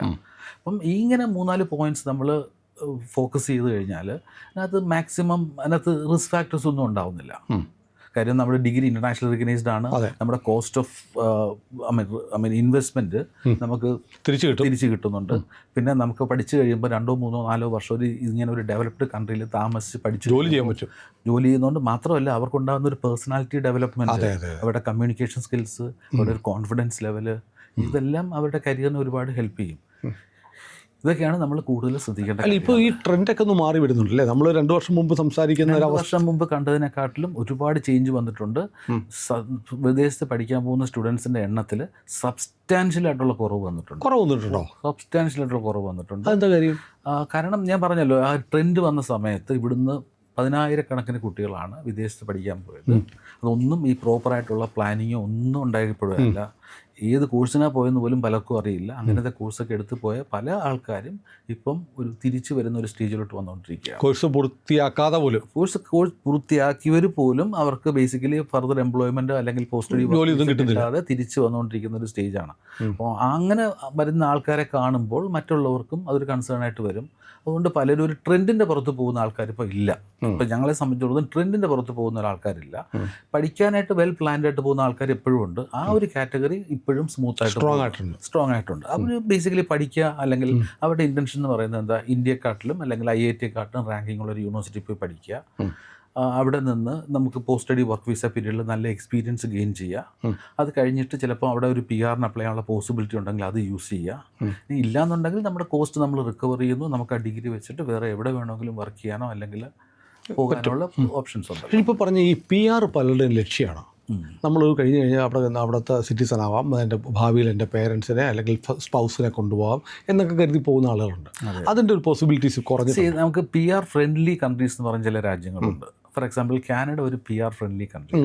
കാനഡ ഒരു വാസ്റ്റ് ഏരിയ ആണ്, ജനസംഖ്യ കുറവാണ്. അതെ, ഈവൻ ഓസ്ട്രേലിയ പോലെ. ഓസ്ട്രേലിയ എന്ന് പറയുന്നത് ഞങ്ങൾ എപ്പോഴും പറയുന്നത് ടെക്നിക്കലി ഇന്ത്യയുടെ 2.5 ഇരട്ടി വലിപ്പമുണ്ട്. പക്ഷേ പോപ്പുലേഷൻ എടുക്കുമ്പോൾ കേരളത്തിൻ്റെ പകുതിയേക്കാളും കുറച്ച് കൂടുതൽ. അതെ അതെ. അപ്പം അവർക്ക് ബേസിക്കലി ദേ ഹാവ് സ്കിൽ ഷോർട്ടേജും ഉണ്ട്, പോപ്പുലേഷൻ ഷോർട്ടേജും ഉണ്ട്.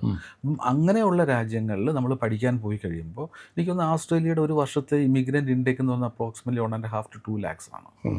അപ്പം അതിലവർ ഫസ്റ്റ് പ്രിഫറൻസ് എപ്പോഴും കൊടുക്കുന്നത് അവിടുന്ന് ഗ്രാജുവേറ്റ് ചെയ്യുന്നവർക്കാണ്. അവർ വളരെ ക്ലിയറായിട്ട് ഒരു ഓസ്ട്രേലിയൻ ഹൈക്കമ്മീഷൻ ഇൻ്റർവ്യൂവിൽ പറഞ്ഞിട്ടുണ്ട്. അതായത് അവിടെ വന്ന് പഠിച്ച് അവരുടെ എഡ്യൂക്കേഷൻ ഇൻസ്റ്റിറ്റ്യൂഷൻ എന്ന് പറയുന്നത് വെറും 44 യൂണിവേഴ്സിറ്റിയുള്ള ഓസ്ട്രേലിയയിൽ ഓൾമോസ്റ്റ് 9 യൂണിവേഴ്സിറ്റി വേൾഡിലെ ടോപ്പ് 100 ആണ്. 1400-ലധികം യൂണിവേഴ്സിറ്റിയുള്ള ഇന്ത്യയിൽ ഒരു യൂണിവേഴ്സിറ്റി പോലും വേൾഡ് ടോപ്പ് 100-ലില്ല. അപ്പം ആ യൂണിവേഴ്സിറ്റിയുടെ ക്വാളിറ്റി ഓഫ് എഡ്യൂക്കേഷൻ ബെറ്ററാണ്. അപ്പം അവിടെ വന്ന് അവിടുത്തെ ഒരു ക്വാളിറ്റി എഡ്യൂക്കേഷൻ കിട്ടിക്കഴിഞ്ഞിട്ട് അവിടെ നിന്ന് വർക്ക് ചെയ്ത് അവിടുത്തെ വർക്ക് കൾച്ചറായിട്ട് അഡ്ജസ്റ്റ് ചെയ്ത് ഒരു ആപ്ലിക്കൻ്റ് ഉണ്ടെങ്കിൽ നാച്ചുറലി അവർക്കായിരിക്കും ഫസ്റ്റ് പ്രിഫറൻസ് അവിടെ PR കിട്ടാനായിട്ട്. അപ്പം അതിനുള്ളൊരു ഓപ്ഷനുണ്ട്. പക്ഷേ ഡസൻ മിസ് ഇതെല്ലാം നമ്മളുടെ ഒരു പ്രോബ്ലം എന്ന് പറയുന്നത് പഠിക്കാൻ പോയി എന്ന് പറഞ്ഞുകൊണ്ട് 100% PR കൊടുക്കുന്ന ഒരു രാജ്യവും ലോകത്ത്. നമ്മൾ അത് അക്സെപ്റ്റ് ചെയ്ത് വേണം പോകാനായിട്ട്. It's all survival of the fittest.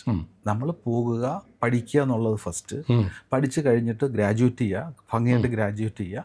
എന്നിട്ട് ആ പോസ്റ്റ് സ്റ്റഡി വർക്ക് വിസയിൽ നന്നായിട്ട് യൂട്ടിലൈസ് ചെയ്യുക. ആ സമയത്ത് PR-ന് വേണ്ടിയുള്ള കാര്യങ്ങൾ മൂവ് ചെയ്യുക. അത് സക്സസ്ഫുള്ളി ചെയ്യുന്ന ആൾക്കാർ ഒരുപാടുണ്ട്. നല്ല ശതമാനം ആൾക്കാർ ചെയ്യുന്നുണ്ട്. അങ്ങനെയുള്ളവർക്ക് PR കിട്ടാം. ഇപ്പം ചില രാജ്യങ്ങൾ, ഇപ്പോൾ ഫോർ എക്സാമ്പിൾ UK പോലുള്ള രാജ്യങ്ങൾ അത്ര PR ഫ്രണ്ട്ലി അല്ല.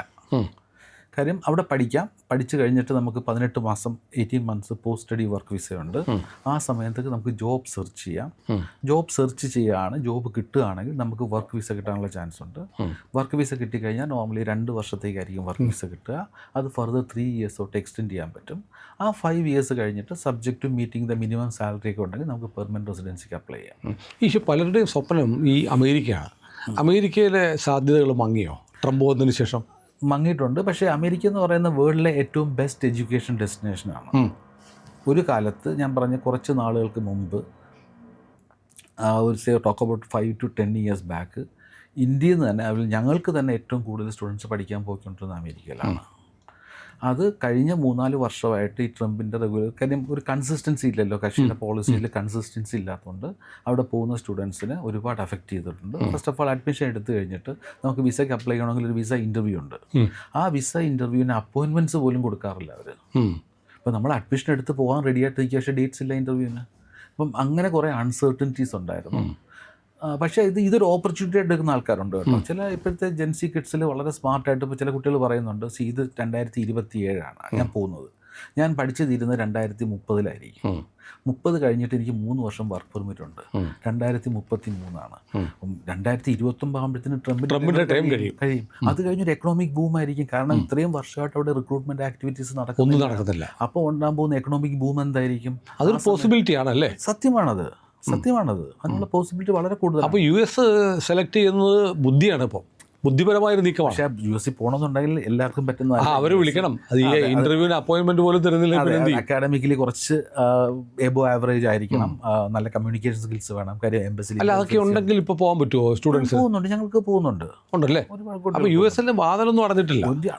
ഞാൻ പറഞ്ഞല്ലോ, ചിലവർ US മാത്രം. ഇപ്പം ചില IIT സ്റ്റുഡൻസ് ഒക്കെ ഉണ്ട്, IIT പാസ്സായിട്ട് ഫർദർ സ്റ്റഡീസ്.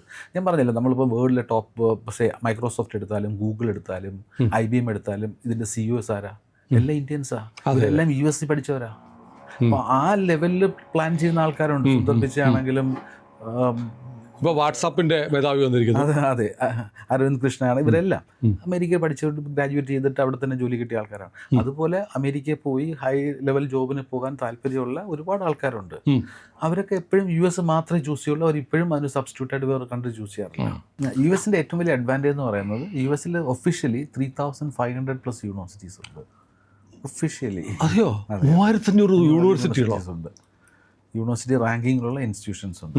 അപ്പോൾ യു എസിൽ പഠിച്ചു കഴിഞ്ഞുള്ള ഏറ്റവും വലിയ അഡ്വാൻറ്റേജ് എന്ന് പറഞ്ഞാൽ പല യൂണിവേഴ്സിറ്റീസും ടോക്കിംഗ് അബൌട്ട് മാസ്റ്റേഴ്സ് ലെവൽ പഠിക്കാൻ പോകുന്ന സ്റ്റുഡൻസിന് ഒരുപാട് തരത്തിലുള്ള ഫിനാൻഷ്യൽ അസിസ്റ്റൻസ് യൂണിവേഴ്സിറ്റിയിൽ നിന്ന് കിട്ടാനുള്ള പോസിബിലിറ്റി ഉണ്ട്. അതിനകത്ത് ടീച്ചിങ് അസിസ്റ്റൻഷിപ്പ് എന്ന് പറഞ്ഞൊരു ഓപ്ഷനുണ്ട്. നമുക്ക് പ്രൊഫസേഴ്സിൻ്റെ കൂടെ അവരുടെ ടീച്ചിങ് എയ്ഡ്സ് ഒക്കെ പ്രിപ്പയർ ചെയ്ത് സപ്പോർട്ട് ചെയ്യാം. അതുപോലെ റിസർച്ച് അസിസ്റ്റൻഷിപ്പ് എന്ന് പറയുന്നതുകൊണ്ട് യൂണിവേഴ്സിറ്റി പ്രൊഫസേഴ്സിൻ്റെ റിസർച്ചിൻ്റെ കാര്യങ്ങൾക്ക് നമുക്ക് അസിസ്റ്റ് ചെയ്യാൻ പറ്റും. അതുപോലെ ഗ്രാജുവേറ്റ് അസിസ്റ്റൻഷിപ്പ്, അതായത് അഡ്മിഷൻ ഓഫീസ് റിലേറ്റഡ് ആയിട്ട് അല്ലെങ്കിൽ മറ്റുള്ള തരത്തിലുള്ള ജോബ്സ് ചെയ്യാനുള്ള പെർമിഷനുണ്ട്. ഇങ്ങനെയുള്ള അസിസ്റ്റൻഷിപ്പ് ഒക്കെ കിട്ടിക്കഴിയുമ്പോൾ ഇവരുടെ ട്യൂഷൻ ഫീസിൽ അവർക്ക് സബ്സ്റ്റാൻഷ്യൽ ആയിട്ടുള്ള റിഡക്ഷൻ കിട്ടും. അതോടൊപ്പം തന്നെ ഇവർക്ക് സ്റ്റൈഫൻഡ് പോലെ $2,000 to $3,000 ഒക്കെ പേ ചെയ്യുന്ന പല യൂണിവേഴ്സിറ്റീസും ഉണ്ട്. അപ്പം അതിനുള്ള പോസിബിലിറ്റീസ് വളരെ കൂടുതലാണ്, പ്രൊവൈഡഡ് നമ്മൾ അക്കാഡമിക്കലി വളരെ സ്ട്രോങ്ങും ഫോക്കസ്ഡും ആയിട്ടുള്ള സ്റ്റുഡൻ്റ് ആണെങ്കിൽ. അതാണ് യു എസിൻ്റെ ഒരു വലിയ അഡ്വാൻറ്റേജ്. പിന്നെ പഠിച്ചു കഴിഞ്ഞിട്ട് യു എസിൽ 3 വർഷം വരെ നമ്മൾ പഠിക്കുന്ന സബ്ജക്റ്റിനെ ഡിപ്പെൻഡ് ചെയ്ത് നമ്മൾ സ്റ്റെം സബ്ജക്ട്സ് ആണ് പഠിക്കുന്നതെങ്കിൽ, അതായത് സയൻസ്, ടെക്നോളജി, എഞ്ചിനീയറിംഗ്, മാത്സ് ഉള്ള സബ്ജക്ട്സ് ആണ് പഠിക്കുന്നതെങ്കിൽ നമുക്ക് പഠിച്ചിട്ട് 3 വർഷം വരെ അവിടെ നിന്ന് വർക്ക് ചെയ്യാനുള്ള പെർമിഷനുണ്ട്. ആ 3 വർഷത്തിനുള്ളിൽ ഒരു H-1B വിസ കണ്ടെത്താനുള്ള പോസിബിലിറ്റി വളരെ കൂടുതലാണ്. ഇന്നത്തെ സിറ്റുവേഷൻ അല്ല പറയുന്നത്, 2029 കഴിഞ്ഞാൽ ആലോചിച്ചാൽ മതി, ട്രംപ് പോയതിനു ശേഷം. പണ്ട് അങ്ങനെ ആയിരുന്നല്ലോ, വളരെ കൂടുതലാണ്. അതുകൊണ്ട് യു എസിനെ ഒരിക്കലും നമുക്ക് അണ്ടർ എസ്റ്റിമേറ്റ് ചെയ്യാൻ പറ്റില്ല. U S is the best in terms of quality of education. Best option എപ്പോഴും യു എസ് തന്നെയാണ്. യു എസ് തന്നെയാണ്. അതിനുശേഷം എന്തായിരിക്കും? യു എസ് കഴിഞ്ഞാൽ ക്വാളിറ്റി ഓഫ് എഡ്യൂക്കേഷൻ വെച്ച് നോക്കുമ്പം UK-യും ഓസ്ട്രേലിയയാണ്. കാരണം വേൾഡിലെ ടോപ്പ് 100 യൂണിവേഴ്സിറ്റീസ് എടുത്തു കഴിഞ്ഞാൽ ഒരു 70% ഡോമിനേറ്റ് ചെയ്യുന്ന ഈ 3 രാജ്യങ്ങളാണ്. അതിൽ ഓസ്ട്രേലിയ വളരെ പോപ്പുലറാണ്. കാരണം ഓസ്ട്രേലിയയിൽ നേരത്തെ പറഞ്ഞ പോലെ PR ഫ്രണ്ട്ലി ആണ്, സാധ്യത കൂടുതലാണ്. പിന്നെ യൂണിവേഴ്സിറ്റീസ് എല്ലാം വേൾഡ് ക്ലാസ് ആണ്. ഒരുമാതിരിപ്പെട്ട ഏത് യൂണിവേഴ്സിറ്റി എടുത്താലും ഒരു വേൾഡ് ടോപ്പ് 100 to 200 വരുന്നതാണ്. പിന്നെ പോസ്റ്റ് സ്റ്റഡി വർക്ക് വിസ നേരത്തെ പറഞ്ഞ പോലെ ഏറ്റവും ഹയസ്റ്റ് 5 വർഷം വരെ post study work visa Australia കൊടുക്കുന്നുണ്ട്. പിന്നെ പഠിക്കുന്ന സമയത്ത് വർക്ക് ചെയ്യാവുന്ന മാത്രമല്ല, ഏറ്റവും ഹയസ്റ്റ് മിനിമം വേജ് പോലും ഓസ്ട്രേലിയയിലാണ് ലോകത്ത്. എനിക്ക് തോന്നുന്നു ഇപ്പോൾ ലേറ്റസ്റ്റ് റിവിഷൻ അനുസരിച്ച് $26.5 കണ്ടാണ് ഒരു മണിക്കൂർ കിട്ടുന്നത്. ഒരു മണിക്കൂർ വർക്ക് ചെയ്യുക. അത് അവിടെ മിനിമം വേജ് ആണ്. ബട്ട് ഇന്നലെ ഞാനൊരു സ്റ്റുഡൻറ്റിനെ കണ്ടു, he said that's A minimum. ഇവിടെ ആ ഒരു മണിക്കൂറിൻ്റെ വേതനം ഇന്ത്യയിൽ ഒരു ദിവസത്തേക്കില്ല. ഒരു ദിവസം 26 എന്ന് പറഞ്ഞാൽ ക്ലോസ് ടു 1,800 to 2,000 രൂപീസായി. അതെ. അപ്പോൾ അത്രയും ഏർണിംഗ് പൊട്ടൻഷ്യലുണ്ട്. പിന്നെ പഠിക്കുന്ന സമയത്ത് തന്നെ നമുക്ക് എല്ലാ വർഷവും 3-4 മാസം വെക്കേഷൻസ് ഉണ്ട്. ആ സമയത്ത് നമുക്ക് അൺലിമിറ്റഡ് വർക്ക് റേറ്റ്സ് ഉണ്ട്. അത് ശരി. അപ്പം നമുക്ക് സബ്സ്റ്റാൻഷ്യലി ഏൺ ചെയ്യാനുള്ള ഒരു പൊട്ടൻഷ്യലും ഓസ്ട്രേലിയയിലുണ്ട്. അതാണ് ഓസ്ട്രേലിയയുടെ ബെനിഫിറ്റ്സ്. പിന്നെ ഓസ്ട്രേലിയയുടെ പ്രോബ്ലം എന്ന് പറയുന്നത്, ഇപ്പം ഈ റീഫോം UK പോലെ എല്ലാ രാജ്യങ്ങളിലും ഒരു ആൻറ്റി ഇമിഗ്രന്റ് പോളിസി വരുന്നുണ്ട്. യൂറോപ്പിൽ മൊത്തം വേൾഡ് വൈഡ് വരുന്നുണ്ട്. ഡെൻമാർക്കിൽ വന്നിരിക്കുന്നു, എല്ലായിടത്തും വരുന്നുണ്ട്. ഇതിന്റെ റീസൺ എന്താ? നമ്മളുടെ ആൾക്കാർ തന്നെയാണ്. നമ്മൾ ബേസിക്കലി ഒരു രാജ്യത്ത് പോയി പഠിക്കാൻ അല്ലെങ്കിൽ ജോലിക്ക് പോയി കഴിയുമ്പോൾ നമ്മൾ try to follow their culture. അതിന് പകരം നമ്മൾ we try to impose our culture, നമ്മുടെ കാര്യങ്ങൾ, അവർ ഐഡിയോളജി. അതെ, കാനഡയിലൊക്കെ വേൾഡ് കപ്പ് സമയത്ത് കണ്ടു കഴിഞ്ഞാൽ നമുക്ക് പോലും ഡൈജസ്റ്റ് ആവത്തില്ല. റോഡ് മുഴുവൻ ക്ലോസ് ചെയ്തിട്ട് വേൾഡ് കപ്പ് ജയിച്ചപ്പോൾ പാരീസിൽ കണ്ടില്ല കഴിഞ്ഞ ദിവസം എല്ലാം കൂട്ടിയിട്ട് തീ എത്തിക്കുക. അതെ, ഞങ്ങൾ അയർലൻഡൊക്കെ പ്രൊമോട്ട് ചെയ്യുന്ന സമയത്ത്, അതായത് 1997 അയർലൻഡിൽ ഞങ്ങൾ ആദ്യം സ്റ്റാർട്ട് ചെയ്യുന്നത്. ഇന്ത്യയിൽ തന്നെ ഫസ്റ്റ് സ്റ്റുഡൻസ് ബാച്ച് അയർലൻഡിൽ പോയത് ഗ്ലോബൽ വഴിയാണ് ഒഫീഷ്യലി. കാര്യം അതുവരെ 1-2 സ്റ്റുഡൻസ് റാൻഡം ബേസിൽ പോകുന്നേ ഉള്ളായിരുന്നു. പക്ഷേ ഒഫീഷ്യലി ഒരു ലാർജ് നമ്പർ ഓഫ് സ്റ്റുഡൻസിൻ്റെ വിസ ആപ്ലിക്കേഷൻ ലോഞ്ച് ചെയ്തത് ഞങ്ങളാണ്. അന്ന് മുതൽ അയർലൻഡിൽ ഒരുപാട് സ്റ്റുഡൻസ് പോകുന്നുണ്ടായിരുന്നു. അന്ന് ഞങ്ങൾ അയർലൻഡിനെ പ്രൊമോട്ട് ചെയ്തുകൊണ്ടിരുന്നത് ലാൻഡ് ഓഫ് 1000 വെൽക്കംസ് എന്നായിരുന്നു. കാര്യം ലോകത്ത് ഏറ്റവും കൂടുതൽ ആൾക്കാരെ വെൽക്കം ചെയ്യുന്ന രാജ്യമായിട്ടാണ് അയർലൻഡിനെ കണ്ടുകൊണ്ടിരുന്നത്. ഞാനും പല പ്രാവശ്യം അയർലൻഡിൽ പോയിട്ടുണ്ട്. ഏറ്റവും ഫ്രണ്ട്ലി ആയിട്ട് ഡീൽ ചെയ്യുന്ന ആൾക്കാരായിരുന്നു അയർലൻഡ്. പക്ഷെ ഇപ്പം ഒരുപാട് എന്തൊക്കെയാണ് നമ്മൾ അയർലൻഡിനെ പറ്റി കേൾക്കുന്നത്. കാരണം അവരെ അങ്ങനെ ഒരു ചേഞ്ച് കൊണ്ടുവന്നത് നമ്മളുടെ ഒരു ആറ്റിറ്റ്യൂഡാണ്. കഴിഞ്ഞിടയ്ക്ക് ഒരു വാർത്ത ഉണ്ടായിരുന്നു, ഒരു ഇന്ത്യക്കാരുടെ കുട്ടി സൈക്കിളിൽ പോകുമ്പോൾ ഐറിഷ് പീപ്പിൾ അവരെ അറ്റാക്ക് ചെയ്തു. ഐറിഷ് പീപ്പിൾ അല്ല ഇത്. ബേസിക്കലി അറ്റാക്ക് എന്ന് പറയുന്ന അവിടുത്തെ ഈ ടീനേജ് കുട്ടികളില്ലേ, അവർക്കത് ഡൈജസ്റ്റ് ആവുന്നില്ല. ഇപ്പം നമ്മളുടെ നാട്ടിൽ തന്നെ ഇപ്പം ഒരു പെർട്ടിക്കുലർ ലൊക്കാലിറ്റിയിൽ ഒരു excess number of north Indian ബംഗാളികൾ വന്ന് താമസിക്കുകയാണെങ്കിൽ നമ്മളുടെ ഒരു ആൾക്കാരുടെ ഒരു ആറ്റിറ്റ്യൂഡിൽ ചെറിയ ഒരു മാറ്റം വരും. ഇതേപോലെ പലയിടത്തും ഉണ്ടാവുന്നുണ്ട്. ഇതിൻ്റെ പാർട്ടായിട്ട് ഈ എല്ലായിടത്തും കുറേ റെസ്ട്രിക്ഷൻസ് ഇമ്പോസ് ചെയ്യുന്നുണ്ട്. പല രാജ്യങ്ങളും നമ്പേഴ്സിൽ കൺസിഡറബിൾ ആയിട്ടുള്ള നമ്പേഴ്സ് കുറയ്ക്കുന്നുണ്ട്. അതാണ് നമ്മൾ നേരത്തെ പറഞ്ഞത്, പഴയ പോലെ പോകാൻ പറ്റുന്നില്ല, ആളുകൾ തിരിച്ചു വന്നുകൊണ്ടിരിക്കുക. ആ ബൂമൊന്നും കഴിഞ്ഞു. അതെ, അല്ല അത് എല്ലാ രാജ്യത്തും ഇല്ല. അപ്പം പോകാനുള്ള ബുദ്ധിമുട്ടുള്ളത് ഓസ്ട്രേലിയ പോലെ. അപ്പം കാനഡയുടെ വിസ ഇഷ്യൂൻസ് റേറ്റ് സബ്സ്റ്റാൻഷ്യലി വളരെ കുറച്ചു. അവരുടെ പഴയ വിസ പോളിസി കംപ്ലീറ്റ് മാറ്റിയിട്ട് ഇപ്പം പുതിയ രീതിയിലുള്ള ജനറൽ കാറ്റഗറി വിസ ഇപ്പം ഉള്ളത്. അതിൻ്റെ ഒരു സ്റ്റാൻഡേർഡ് ഇഷ്യൂൻസ് റേറ്റ് ഒക്കെ നോക്കിക്കഴിഞ്ഞാൽ 30% പോലും ഇല്ല ഇപ്പം. അപ്പം അങ്ങനെ ഒരുപാട് റെസ്ട്രിക്ഷൻസ് വരുന്നുണ്ട്. ഇതൊക്കെയാണ് ഇതിനകത്തുള്ള ചലഞ്ചസ്. പിന്നെ UK അക്കാഡമിക് പെർസ്പെക്റ്റീവിൽ വളരെ നല്ലൊരു രാജ്യമാണ്. ഞങ്ങളെപ്പോഴും UK സപ്പോർട്ട് ചെയ്യുക എന്ന് പറഞ്ഞാൽ ഇന്ത്യയിൽ പഠിക്കുന്നതിന് ഒരു സബ്സ്റ്റിറ്റ്യൂട്ട്. ഫോർ എക്സാമ്പിൾ നമ്മളിപ്പോൾ ഇന്ത്യയിലോ അല്ലെങ്കിൽ പൂനെയിലോ ഡൽഹിയിലോ ഒക്കെ പോയി പഠിക്കണമെങ്കിൽ ഇപ്പോഴത്തെ കാലത്ത് നല്ലൊരു ഇൻസ്റ്റിറ്റ്യൂഷൻ പഠിക്കണമെങ്കിൽ ഒരു 15 മുതൽ 20 ലക്ഷം രൂപ വേണ്ടി വരും. അതേസമയം ഇതേ ഫീസ് ഉണ്ടെങ്കിൽ UK പോയി ഒരു ഡീസൻറ്റ് റാങ്ക്ഡ് ആയിട്ടുള്ള ഒരു പബ്ലിക് യൂണിവേഴ്സിറ്റി ഒരു മാസ്റ്റേഴ്സ് ചെയ്യാം. ആ ചെയ്യുന്ന സമയത്ത് അവർക്ക് അത്യാവശ്യം പാർട്ട് ടൈം ജോലി ചെയ്യാം, അവരുടെ ലിവിങ് എക്സ്പെൻസ് മീറ്റ് ചെയ്യാം. നേരത്തെ പറഞ്ഞ പോലെ പഠിച്ചു കഴിഞ്ഞിട്ട് 1.5 വർഷത്തോളം വർക്ക് പെർമിറ്റ് ഉണ്ട്. ആ സമയത്ത് അവരുടെ റിട്ടേൺ ഓൺ ഇൻവെസ്റ്റ്മെൻറ്റ് അവർക്ക് ഉണ്ടാക്കാം. പക്ഷെ ഇവിടെ പഠിച്ചാലും അത് പറ്റില്ലല്ലോ. ഈ പബ്ലിക് യൂണിവേഴ്സിറ്റി എന്ന് പറയുന്നത് ഈ കോസ്റ്റ് എഫക്റ്റീവ് ആയതുകൊണ്ട് മാത്രമാണോ നല്ലതെന്ന് പറയുന്നത്? അങ്ങനെയല്ല. നമ്മൾ ബേസിക്കലി പബ്ലിക് യൂണിവേഴ്സിറ്റി ആകുമ്പോൾ ഒരു ക്വാളിറ്റി പോയിന്റ് ഓഫ് വ്യൂവിൽ പ്രോഫിറ്റ് മേക്കിംഗ് യൂണിവേഴ്സിറ്റി ആകുമ്പോഴാണ് ഇഷ്യൂസ് വരുന്നത്. പ്രോഫിറ്റ് മേക്കിംഗ് പണം ഉണ്ടാക്കാൻ വേണ്ടി അതെ, ചില സ്റ്റുഡൻസ് കംപ്ലയിൻറ്റ് ചെയ്യുന്നുണ്ട്. ചില പ്രൈവറ്റ് യൂണിവേഴ്സിറ്റി പോയി കഴിഞ്ഞിട്ട് മനഃപൂർവ്വം തോൽപ്പിച്ചു, വീണ്ടും പരീക്ഷ ഫീസ് അടയ്ക്കണം, ഇങ്ങനെയുള്ള കുറേ കംപ്ലയിൻറ്റ്സ് ഒക്കെ അവോയ്ഡ് ചെയ്യാൻ പറ്റും പബ്ലിക് യൂണിവേഴ്സിറ്റിയിലാണെങ്കിൽ. അതിനുള്ള പോസിബിലിറ്റി വളരെ കുറവാണ്. അല്ല, കമ്പാരിറ്റീവ്ലി ഫീസും കുറവായിരിക്കുമല്ലോ അല്ലേ? കമ്പാരിറ്റീവ്ലി ഫീസും കുറവാണ്. എന്നിട്ട് ഇപ്പോൾ പ്രൈവറ്റ് യൂണിവേഴ്സിറ്റിയിൽ ചില നല്ല പ്രൈവറ്റ് യൂണിവേഴ്സിറ്റീസ് ഉണ്ട്. ഫോർ എക്സാമ്പിൾ അവർ നോട്ട് ഫോർ പ്രോഫിറ്റ് ആണ്, ചാരിറ്റിക്ക് വേണ്ടി ചെയ്യുന്ന ഇൻസ്റ്റിറ്റ്യൂഷൻസ് ഉണ്ട്. നമ്മുടെ ഇവിടുത്തെ ഈ ചില പ്രൈവറ്റ് ക്രിസ്ത്യൻ മിഷനറി നടന്ന ഇൻസ്റ്റിറ്റ്യൂഷൻസ് പോലെയല്ലേ, അതുപോലെ കാത്തലിക് യൂണിവേഴ്സിറ്റീസ് ഒക്കെ ഒരുപാടുണ്ട്. അത് ഞങ്ങൾ നോ പറയാറില്ല. അത് പ്രോഫിറ്റിന് വേണ്ടിയല്ല, അത് പ്രോഫിറ്റിന് വേണ്ടി ചെയ്യുന്നതല്ല, ചാരിറ്റി ആയിട്ട് ചെയ്യുന്നതാണ്. അതുകൊണ്ട് അവിടെ സബ്സ്റ്റാൻഷ്യലി ഫീസും ക്വാളിറ്റിയൊക്കെ വളരെ നല്ലതായിരിക്കും. അപ്പം നേരത്തെ പറഞ്ഞ പോലെ UK ആ ഒരു പെർസ്പെക്റ്റീവ് പോവുകയാണെങ്കിൽ, നമ്മുടെ ഇന്ത്യയിൽ പഠിക്കുന്ന ഒരു സബ്സ്റ്റിറ്റ്യൂട്ട് എന്നുള്ള രീതിയിൽ പോവുകയാണെങ്കിൽ UK വളരെ നല്ലൊരു ഓപ്ഷനാണ്. അല്ല, ഞാൻ ഒരു കാര്യം ചോദിക്കട്ടെ, അങ്ങയുടെ ഒരു വ്യക്തിപരമായ ഒരനുഭവത്തിൽ 33 വർഷം മുമ്പ് നമ്മൾ എറണാകുളത്ത് കലൂരാണ് ഗ്ലോബൽ ആരംഭിക്കുന്നത്. അന്ന് ഈ ആളുകൾക്ക് ഇത്രയും ഒരു കമ്പം ഉണ്ടായിരുന്നോ വിദേശത്ത് പോയില്ല? ഞങ്ങൾ 93 സ്റ്റാർട്ട് ചെയ്തത്. 93 സ്റ്റാർട്ട് ചെയ്തിട്ട് ഓൾമോസ്റ്റ് 3 to 4 ഇയേഴ്സ് ഒരു ലിറ്ററലി സ്ട്രഗിളിങ് പീരീഡ് ആയിരുന്നു. ആരും വരുന്നില്ല, നിർത്തിപ്പോണോ കണ്ടിന്യൂ ചെയ്യണോ എന്നുള്ളൊരു കൺഫ്യൂഷനിലായിരുന്നു. 2-3 വർഷം ബ്രേക്ക് ഈവൻ പോയിന്റ് പോലും മീറ്റ് ചെയ്യാനായിട്ടുള്ള ബുദ്ധിമുട്ടുണ്ടായിരുന്നു. But slowly number of students കൂടി തുടങ്ങി എന്ന് പറഞ്ഞാൽ കുറച്ച് കുട്ടികളൊക്കെ അത്യാവശ്യം സ്റ്റുഡൻസ് ഒക്കെ പോയി തുടങ്ങി. പക്ഷെ ഒരു ബൂമൊക്കെ ഉണ്ടായത് ലേറ്റ് 2000s 2020-ലൊക്കെയാണ്. അല്ല, നമ്മൾ ലാസ്റ്റ് ഒരു വീഡിയോ ചെയ്തതിന് ശേഷം പിന്നെ അങ്ങയുടെ സ്ഥാപനം വഴി പോയ ഒരുപാട് പേർ എന്നെ വിളിച്ചു. മനോജ് സാർ വഴി പോയ ഞങ്ങളുടെ അപ്പോൾ പറഞ്ഞ മുഴുവൻ ശരിയാണ്. നമുക്ക് 100% റിലേ ചെയ്യാവുന്ന വിശ്വാസത്തിലെടുക്കുന്ന ഒരു സ്ഥാപനമാണ്. അദ്ദേഹത്തെ വീണ്ടും കാണാൻ കഴിഞ്ഞതിൽ സന്തോഷം എന്നൊക്കെ പറഞ്ഞ് US-ലൊക്കെയുള്ള ചില ആളുകൾ എനിക്ക് മെസ്സേജൊക്കെ അയക്കുകയും ചെയ്തിരുന്നു. അതിനകത്ത് ഞങ്ങൾക്ക് കുറേ ലിമിറ്റേഷൻസ് ഉണ്ട്. നമ്മളുടെ അടുത്ത് വരുന്ന എല്ലാ സ്റ്റുഡൻസിനും ഞങ്ങൾക്ക് എടുക്കാൻ പറ്റില്ല. കാര്യം ഞാൻ പറഞ്ഞല്ലോ, ഞങ്ങൾക്ക് സ്ട്രിക്റ്റ് ആയിട്ടുള്ള പ്രീ സ്ക്രീനിങ് ഫോർമാലിറ്റീസ് ഉണ്ട്. വരുന്ന എല്ലാവരും എടുക്കാൻ പറ്റില്ലല്ലോ. കാര്യം ഇപ്പം ഫോർ എക്സാമ്പിൾ ഇപ്പോൾ ഓസ്ട്രേലിയ പോകാൻ വരുന്ന സ്റ്റുഡൻറ്റിന് ഓസ്ട്രേലിയയിലെ ഫിനാൻഷ്യൽ റിക്വയർമെൻറ്റ്സ് വിസയ്ക്ക് വേണ്ടിയുള്ളത് മീറ്റ് ചെയ്യാനുണ്ടോ, അയാളുടെ അക്കാഡമിക് പ്രൊഫൈൽ മീറ്റ് ചെയ്യുന്നുണ്ടോ, ഇത് രണ്ടും ഉണ്ടെങ്കിൽ മാത്രമേ ഞങ്ങളത് പ്രൊസീഡ് ചെയ്യുള്ളൂ. അല്ലെങ്കിൽ പറ്റില്ല.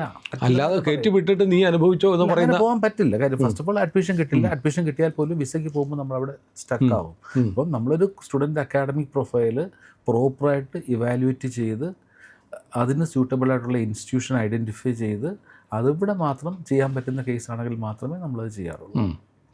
വരുന്ന എല്ലാവരെയും. അതുകൊണ്ടാണല്ലോ ഞങ്ങൾ ഇപ്പോഴും ഞങ്ങളുടെ ടോട്ടൽ നമ്പേഴ്സ് പറയുന്നത് 10,000 സ്റ്റുഡൻസ് എന്നാണ്. ഇത്രയും വർഷമായിട്ട് ഒരു വർഷം ഇതിൽ കൂടുതൽ സ്റ്റുഡൻസിനെ വിടുന്ന ആൾക്കാരുണ്ട്.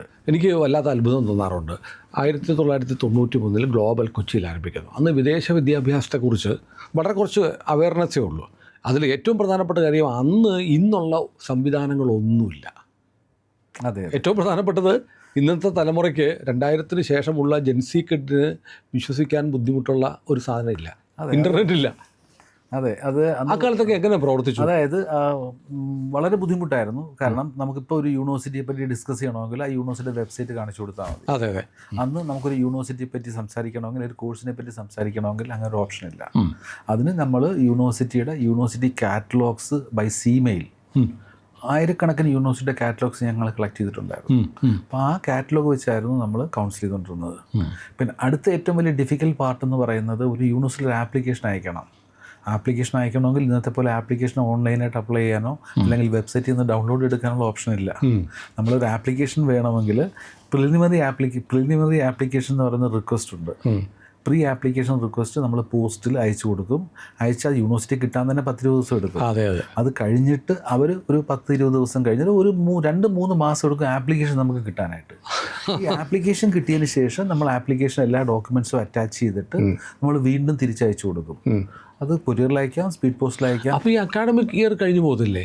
ഒരു വർഷത്തെ പ്രോസസ്. ഒരു വർഷം പോവും. ഒരു വർഷത്തെ പ്രോസസ് ആയിരുന്നു. വിദേശത്ത് പോകണമെങ്കിൽ ഒരു വർഷം ഓൾമോസ്റ്റ് ഒരു വർഷത്തെ പ്രോസസ് ആയിരുന്നു, അല്ലാതെ പറ്റത്തില്ല.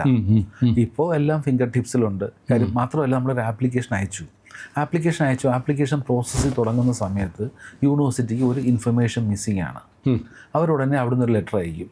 അതിവിടെ വരാൻ 15 ദിവസം എടുക്കും. ആ ലെറ്റർ കിട്ടിക്കഴിഞ്ഞിട്ട് നമ്മളെ വീണ്ടും ആ ഡോക്യുമെൻറ്റ്സ് കളക്ട് ചെയ്ത് രണ്ടാമത് അങ്ങോട്ട് അയച്ചു കൊടുക്കണം. അവിടെ പോകാൻ പിന്നെയും 15 ദിവസം എടുക്കും. അങ്ങനെ തന്നെ ഒരു മാസത്തോളം നമുക്ക് ഫ്രീ കിട്ടും. അപ്പം അങ്ങനെയുള്ള ചലഞ്ചസ് എല്ലാം ഓവർകം ചെയ്താണ് നമ്മൾ ഇപ്പോൾ വളരെ സിമ്പിൾ അല്ലേ ഫിംഗർ ടിപ്സിൽ. ഇതൊക്കെ ഇന്നത്തെ തലമുറയ്ക്ക് പറഞ്ഞാൽ വലിയ എന്തോ ഒരു അത്ഭുത കഥ പോലെ തോന്നും. അതെ.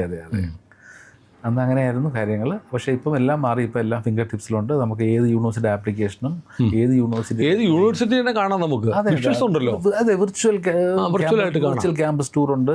ഡിപ്പാർട്ട്മെൻറ്റിൽ ഒരു പ്രോഗ്രാം എടുത്തു കഴിഞ്ഞാൽ അതിൻ്റെ കോഴ്സ് കണ്ടന്റ് എന്തൊക്കെയാണ്, അതിൻ്റെ എല്ലാ മോഡ്യൂൾസും അതിനകത്ത് കാണാൻ പറ്റും. നമുക്കെല്ലാം വളരെ ഈസി ആയിട്ട്. മറ്റത് നമ്മൾ പറഞ്ഞ പോലെ കാറ്റലോഗ്സ് എടുത്ത് നോക്കി, അത് പിന്നെ ഫോട്ടോ കോപ്പി എടുക്കണം, ഫോണിൽ ഫോട്ടോ എടുക്കാൻ പറ്റും. അതെ. മൊബൈൽ ക്യാമറ ഇല്ല. അതെ, ഫോട്ടോ സ്റ്റാറ്റ്സ് സെൻ്ററിൽ പോയി ഫോട്ടോ കോപ്പി എടുത്ത് ഇതൊക്കെ ആയിരിക്കും കുട്ടികൾക്ക് കൊടുക്കും. അപ്പോൾ ഈ ഫെസിലിറ്റിയൊക്കെ മാറിയിട്ടുണ്ട്. പക്ഷെ നമുക്ക് ഈ നമ്മുടെ രാജ്യത്തെ വിദ്യാഭ്യാസ സ്ഥാപനങ്ങൾ മെച്ചപ്പെട്ട് വരുന്നില്ലേ? തീർച്ചയായിട്ടും. കാര്യം ഇപ്പോൾ ഒരുപാട് പ്രൈവറ്റ് ഇന്ത്യയിൽ വളരെ നിലവാരമുള്ള ഇൻസ്റ്റിറ്റ്യൂഷൻസ് ഉണ്ടല്ലോ. ഒരുപാട് നിലവാരമുള്ള ഇൻസ്റ്റിറ്റ്യൂഷൻസ് ഉണ്ട്. പക്ഷെ അതൊരിക്കലും ഈ വിദേശ വിദ്യാഭ്യാസത്തിനൊരു സബ്സ്റ്റിറ്റ്യൂട്ട് ആകുന്നില്ല. നമ്മൾ ഈ ഓവർസീസ് എഡ്യൂക്കേഷനിൽ മീൻ ചെയ്യുന്ന കുറച്ച് കാര്യങ്ങളുണ്ട്. ഒന്ന്, ഇൻ്റർനാഷണൽ എക്സ്പോഷർ. നമ്മളൊരു ഫോറിൻ രാജ്യത്ത് പോയി 3-4 വർഷം താമസിച്ച് പഠിക്കുക, വർക്ക് ചെയ്യുക എന്നൊക്കെ പറയുമ്പോൾ കിട്ടുന്ന ഒരു ട്രാൻസ്ഫോർമേഷൻ, നമുക്കുണ്ടാകുന്നൊരു മാറ്റം. ഇവിടെ ഇന്ത്യയിൽ ഇപ്പം നമ്മൾ നല്ല ഇൻസ്റ്റിറ്റ്യൂഷനിൽ പഠിച്ചിറങ്ങുന്ന പല കുട്ടികൾക്കും ജോലി കിട്ടാത്തത് അവർക്ക് അക്കാഡമിക് നോളജ് ഇല്ലാത്തതുകൊണ്ടല്ല. അവരുടെ പ്രശ്നം എന്ന് പറയുന്നത് അവരുടെ സോഫ്റ്റ് സ്കിൽസ് വളരെ വീക്കാണ്. അവർക്കൊരു ഇൻ്റർവ്യൂ അറ്റൻഡ് ചെയ്യാനുള്ള കോൺഫിഡൻസ് ഇല്ല, അല്ലെങ്കിൽ ലാംഗ്വേജ് സ്കിൽസ് ഇല്ല. അപ്പം വിദേശത്ത് പോയി പഠിക്കാൻ പറ്റുന്ന ഏറ്റവും വലിയ അഡ്വാൻറ്റേജ് എന്ന് പറയുന്നത് ഈ ഒരു ട്രാൻസ്ഫോർമേഷനാണ്. എനിക്ക് ആലപ്പി SD കോളേജിൽ ഒരു പ്രൊഫസർ, ഒരു മാഡം ഉണ്ടായിരുന്നു, എന്നോട് പറഞ്ഞിട്ടുണ്ട്, മാം മോനെ പഠിപ്പിക്കാൻ വിടാനായിട്ട് ഓഫീസിൽ വരുമായിരുന്നു. അപ്പം മോൻ പോയിട്ട് ഒരു 6 മാസം കഴിഞ്ഞിട്ട് എന്നെ വിളിച്ച് ആദ്യം പറഞ്ഞ കാര്യമാണ്, അവനുണ്ടായ ഏറ്റവും വലിയ ട്രാൻസ്ഫോർമേഷൻ എന്ന് പറയുന്നത്, അന്ന് ഞാൻ ഒരു ദിവസം ലീവ് എടുത്താൽ മാത്രമേ അവൻ കൊച്ചി വരുള്ളൂ, ഞാനും കൂടെ ഉണ്ടെങ്കിലേ വരുള്ളൂ. ഇപ്പം അവനെ ഈ ഒരു വർഷം കൊണ്ട് അവൻ ടോട്ടലി ട്രാൻസ്ഫോംഡായി. ഈ കുക്സ് ഹിംസെൽഫ്, കക്ഷി വാഷ് ചെയ്യുന്നു, എല്ലാ കാര്യങ്ങളും സ്വന്തമായിട്ട് ചെയ്യാൻ പറ്റുന്നു. അപ്പം അങ്ങനെയുള്ള ഒരു ജീവിതം മാറി. അതെ, ഓവറോൾ ഡെവലപ്മെൻറ്റ്. പിന്നെ ഏതൊരു ടഫ് സിറ്റുവേഷനും ഫേസ് ചെയ്യാനുള്ള അങ്ങനെയുള്ളൊരു ട്രാൻസ്ഫോർമേഷൻ ഉണ്ടാകുന്നു. പിന്നെ നമ്മൾ ആ പഠിച്ച് കിട്ടുന്ന ഡിഗ്രി ഇൻ്റർനാഷണലി റിക്കഗ്നൈസ്ഡ് ആണ്. പിന്നെ ഡെഫിനറ്റ്ലി ആ പഠിക്കുന്ന രാജ്യത്ത് ജോലി കിട്ടാൻ നല്ലൊരു പോസിബിലിറ്റി ഉണ്ട്. അത് കഴിഞ്ഞ് PR-ലേക്ക് പോകാനുള്ള പോസിബിലിറ്റി ഉണ്ട്. സ്കോപ്പ് അൺലിമിറ്റഡ് ആണ്. അതെ, പക്ഷേ ഇന്ത്യയിൽ നമ്മൾ പഠിച്ചു കഴിഞ്ഞാൽ ഈ ബെനിഫിറ്റ്സ് ഒന്നും കിട്ടുന്നില്ല. ഏതായാലും എനിക്ക് തോന്നുന്നത് ഈ വിദേശ വിദ്യാഭ്യാസം എന്ന് പറയുന്ന ഒരു ആഡംബരമല്ല. ഒരിക്കലും അല്ല. അതൊരു ഇൻവെസ്റ്റ്മെൻറ്റ് വിത്ത് റിട്ടേൺസ് ആണ്. ഞാൻ ഒരു കാര്യം കൂടെ പറയാം. നമ്മൾ ഒരു ചെറിയൊരു എക്സാമ്പിളാണ്. ഞങ്ങൾക്ക് ഓസ്ട്രേലിയയിൽ മൈനിങ് എഞ്ചിനീയറിംഗ് എന്ന് പറഞ്ഞൊരു പ്രോഗ്രാമുണ്ട്. കുറച്ച് കുട്ടികൾ പഠിക്കാൻ പോകുന്ന, വളരെ സെലക്റ്റീവായിട്ട് ആൾക്കാർ പഠിക്കാൻ പോകുന്നതാണ്. അവരുടെയൊക്കെ ഒരു വർഷത്തെ ആവറേജ് സ്റ്റാർട്ടിങ് സാലറി എന്ന് പറയുന്നത് 1 crore മുകളിലാണ്. മൈനിങ് എഞ്ചിനീയറിംഗ് ഒരു കോഴ്സ് ഉണ്ട്. കാര്യം ഓസ്ട്രേലിയ ഒരുപാട് ഗോൾഡ് മൈൻസും ഒരു മൈനിങ് ഇൻഡസ്ട്രി വളരെ സ്ട്രോങ് ആണ്. അപ്പോൾ ഇനി മൈനിങ് എഞ്ചിനീയറിംഗ് പഠിച്ചിറങ്ങുന്ന ഒരു കുട്ടിയുടെ ഒരു ആവറേജ് സ്റ്റാർട്ടിങ് സാലറി എന്നൊക്കെ പറയുന്നത് 1 കോടിക്ക് മുകളിലാണ്. 1 കോടി ആവറേജ് ഒരു മാസം 10 ലക്ഷം രൂപയ്ക്ക് മുകളിൽ സാലറി. അതെ, അതാണ് അവരുടെ ഒരു സാലറി. അപ്പം അവരുടെ ഒരു റിട്ടേൺ ഓൺ ഇൻവെസ്റ്റ്മെൻറ്റ് നോക്കിയേ. നമ്മൾ 10, 40, 50 ലക്ഷം രൂപ ലോൺ എടുത്ത് ഇവർ ഇൻവെസ്റ്റ് ചെയ്ത് കഴിഞ്ഞാൽ ജീവിതകാലം മുഴുവൻ ഇതുപോലെ റിട്ടേൺ കിട്ടുമെങ്കിൽ ഇത്രയും റിട്ടേൺ ഓൺ ഇൻവെസ്റ്റ്മെൻറ്റ് കിട്ടുന്ന ഒരു ഇൻവെസ്റ്റ്മെൻറ്റ് ലോകത്തില്ല, ഒന്നുമില്ല. ഓക്കെ, ശരിയാണ്. അപ്പം പ്രോപ്പറായിട്ടുള്ള പ്ലാനിങ്ങിനോടുകൂടി, ഞാനൊരു എക്സാമ്പിൾ പറഞ്ഞതേ ഉള്ളൂ, എല്ലാ കേസും അങ്ങനെയല്ല. പ്രോപ്പറായിട്ടുള്ള പ്ലാനിങ്ങോടുകൂടി, പ്രോപ്പറായിട്ടുള്ള ഗൈഡൻസോടുകൂടി പഠിക്കാൻ പോയി കഴിഞ്ഞാൽ ഇതെപ്പോഴും ഒരു റിട്ടേൺ ഓൺ ഇൻവെസ്റ്റ്മെൻ്റ് ആണത്. അല്ല, ഇപ്പോൾ അങ്ങ് ഈ മൈനിങ്ങിൻ്റെ കോഴ്സിനെ കുറിച്ച് പറഞ്ഞില്ലേ, ഇപ്പോൾ നമ്മുടെ ആളുകൾക്ക് ഇപ്പോഴും അറിയില്ല എന്ത് പഠിക്കണം. 10th കഴിഞ്ഞോ അല്ലെ +2 കഴിഞ്ഞോ, ഇനി എന്താ പഠിക്കണം? നമ്മുടെ പ്രശ്നം എന്ന് പറയുന്നത്, ഏറ്റവും വലിയ പ്രശ്നം എന്ന് പറയുന്നത്, എല്ലാവരും ട്രെൻഡിൻ്റെ പുറകെ പോകും. അതിന് ഞങ്ങൾ ചെയ്യുന്ന പറഞ്ഞാൽ, ഞങ്ങൾ സത്യം പറഞ്ഞാൽ ഫ്രീ സൈക്കോമെട്രിക് ആപ്റ്റിറ്റ്യൂഡ് ടെസ്റ്റ് പോലും കൊടുക്കുന്നുണ്ട്. നമ്മുടെ സ്റ്റുഡൻറ്റിൻ്റെ ആപ്റ്റിറ്റ്യൂഡ് അനലൈസ് ചെയ്തിട്ട് നമ്മളൊന്നും കേട്ടിട്ടില്ലാത്ത ചില കോഴ്സുകൾ പോലും ഉണ്ട്. For example actuarial science. Actuarial science എന്ന് പറയുന്നത് ലോകത്ത് ഏറ്റവും കൂടുതൽ ഹയസ്റ്റ് പെയ്ഡ് ആയിട്ടുള്ള ഒരു പ്രൊഫഷനാണ് ആക്ച്വറി എന്ന് പറയുന്നത്. എന്തോ സംഭവം എന്താ? ഇത് ബേസിക്കലി അവരാണ് ഈ മാർക്കറ്റ് പ്രെഡിക്റ്റ് ചെയ്യുന്നത്, ഇൻഷുറൻസ് റിസ്ക് പ്രെഡിക്റ്റ് ചെയ്യുന്നത്. അത് one of the highest paid jobs ആണ്. അപ്പം അങ്ങനെയുള്ള കോഴ്സുകളുണ്ട്. ഇപ്പം മാത്തമാറ്റിക്സ് വളരെ പാഷനായിട്ടുള്ള കുട്ടികൾ, ബേസിക്കലി മാത്തമാറ്റിക്സും സ്റ്റാറ്റിസ്റ്റിക്സും എക്കണോമിക്സും ആണ്. അപ്പം മാത്തമാറ്റിക്സും സ്റ്റാറ്റിസ്റ്റിക്സും എക്കണോമിക്സും പാഷനേറ്റായിട്ടുള്ള സ്റ്റുഡൻസിന് ഭയങ്കര നല്ല കോഴ്സാണ്. പലരും കേട്ടിട്ടില്ല. ഇപ്പം ഒരു സ്റ്റുഡൻറ്റിന് ഫിസിക്സ് ഇഷ്ടമാണ്, ഫിസിക്സ് ഭയങ്കര ഇഷ്ടമാണ്.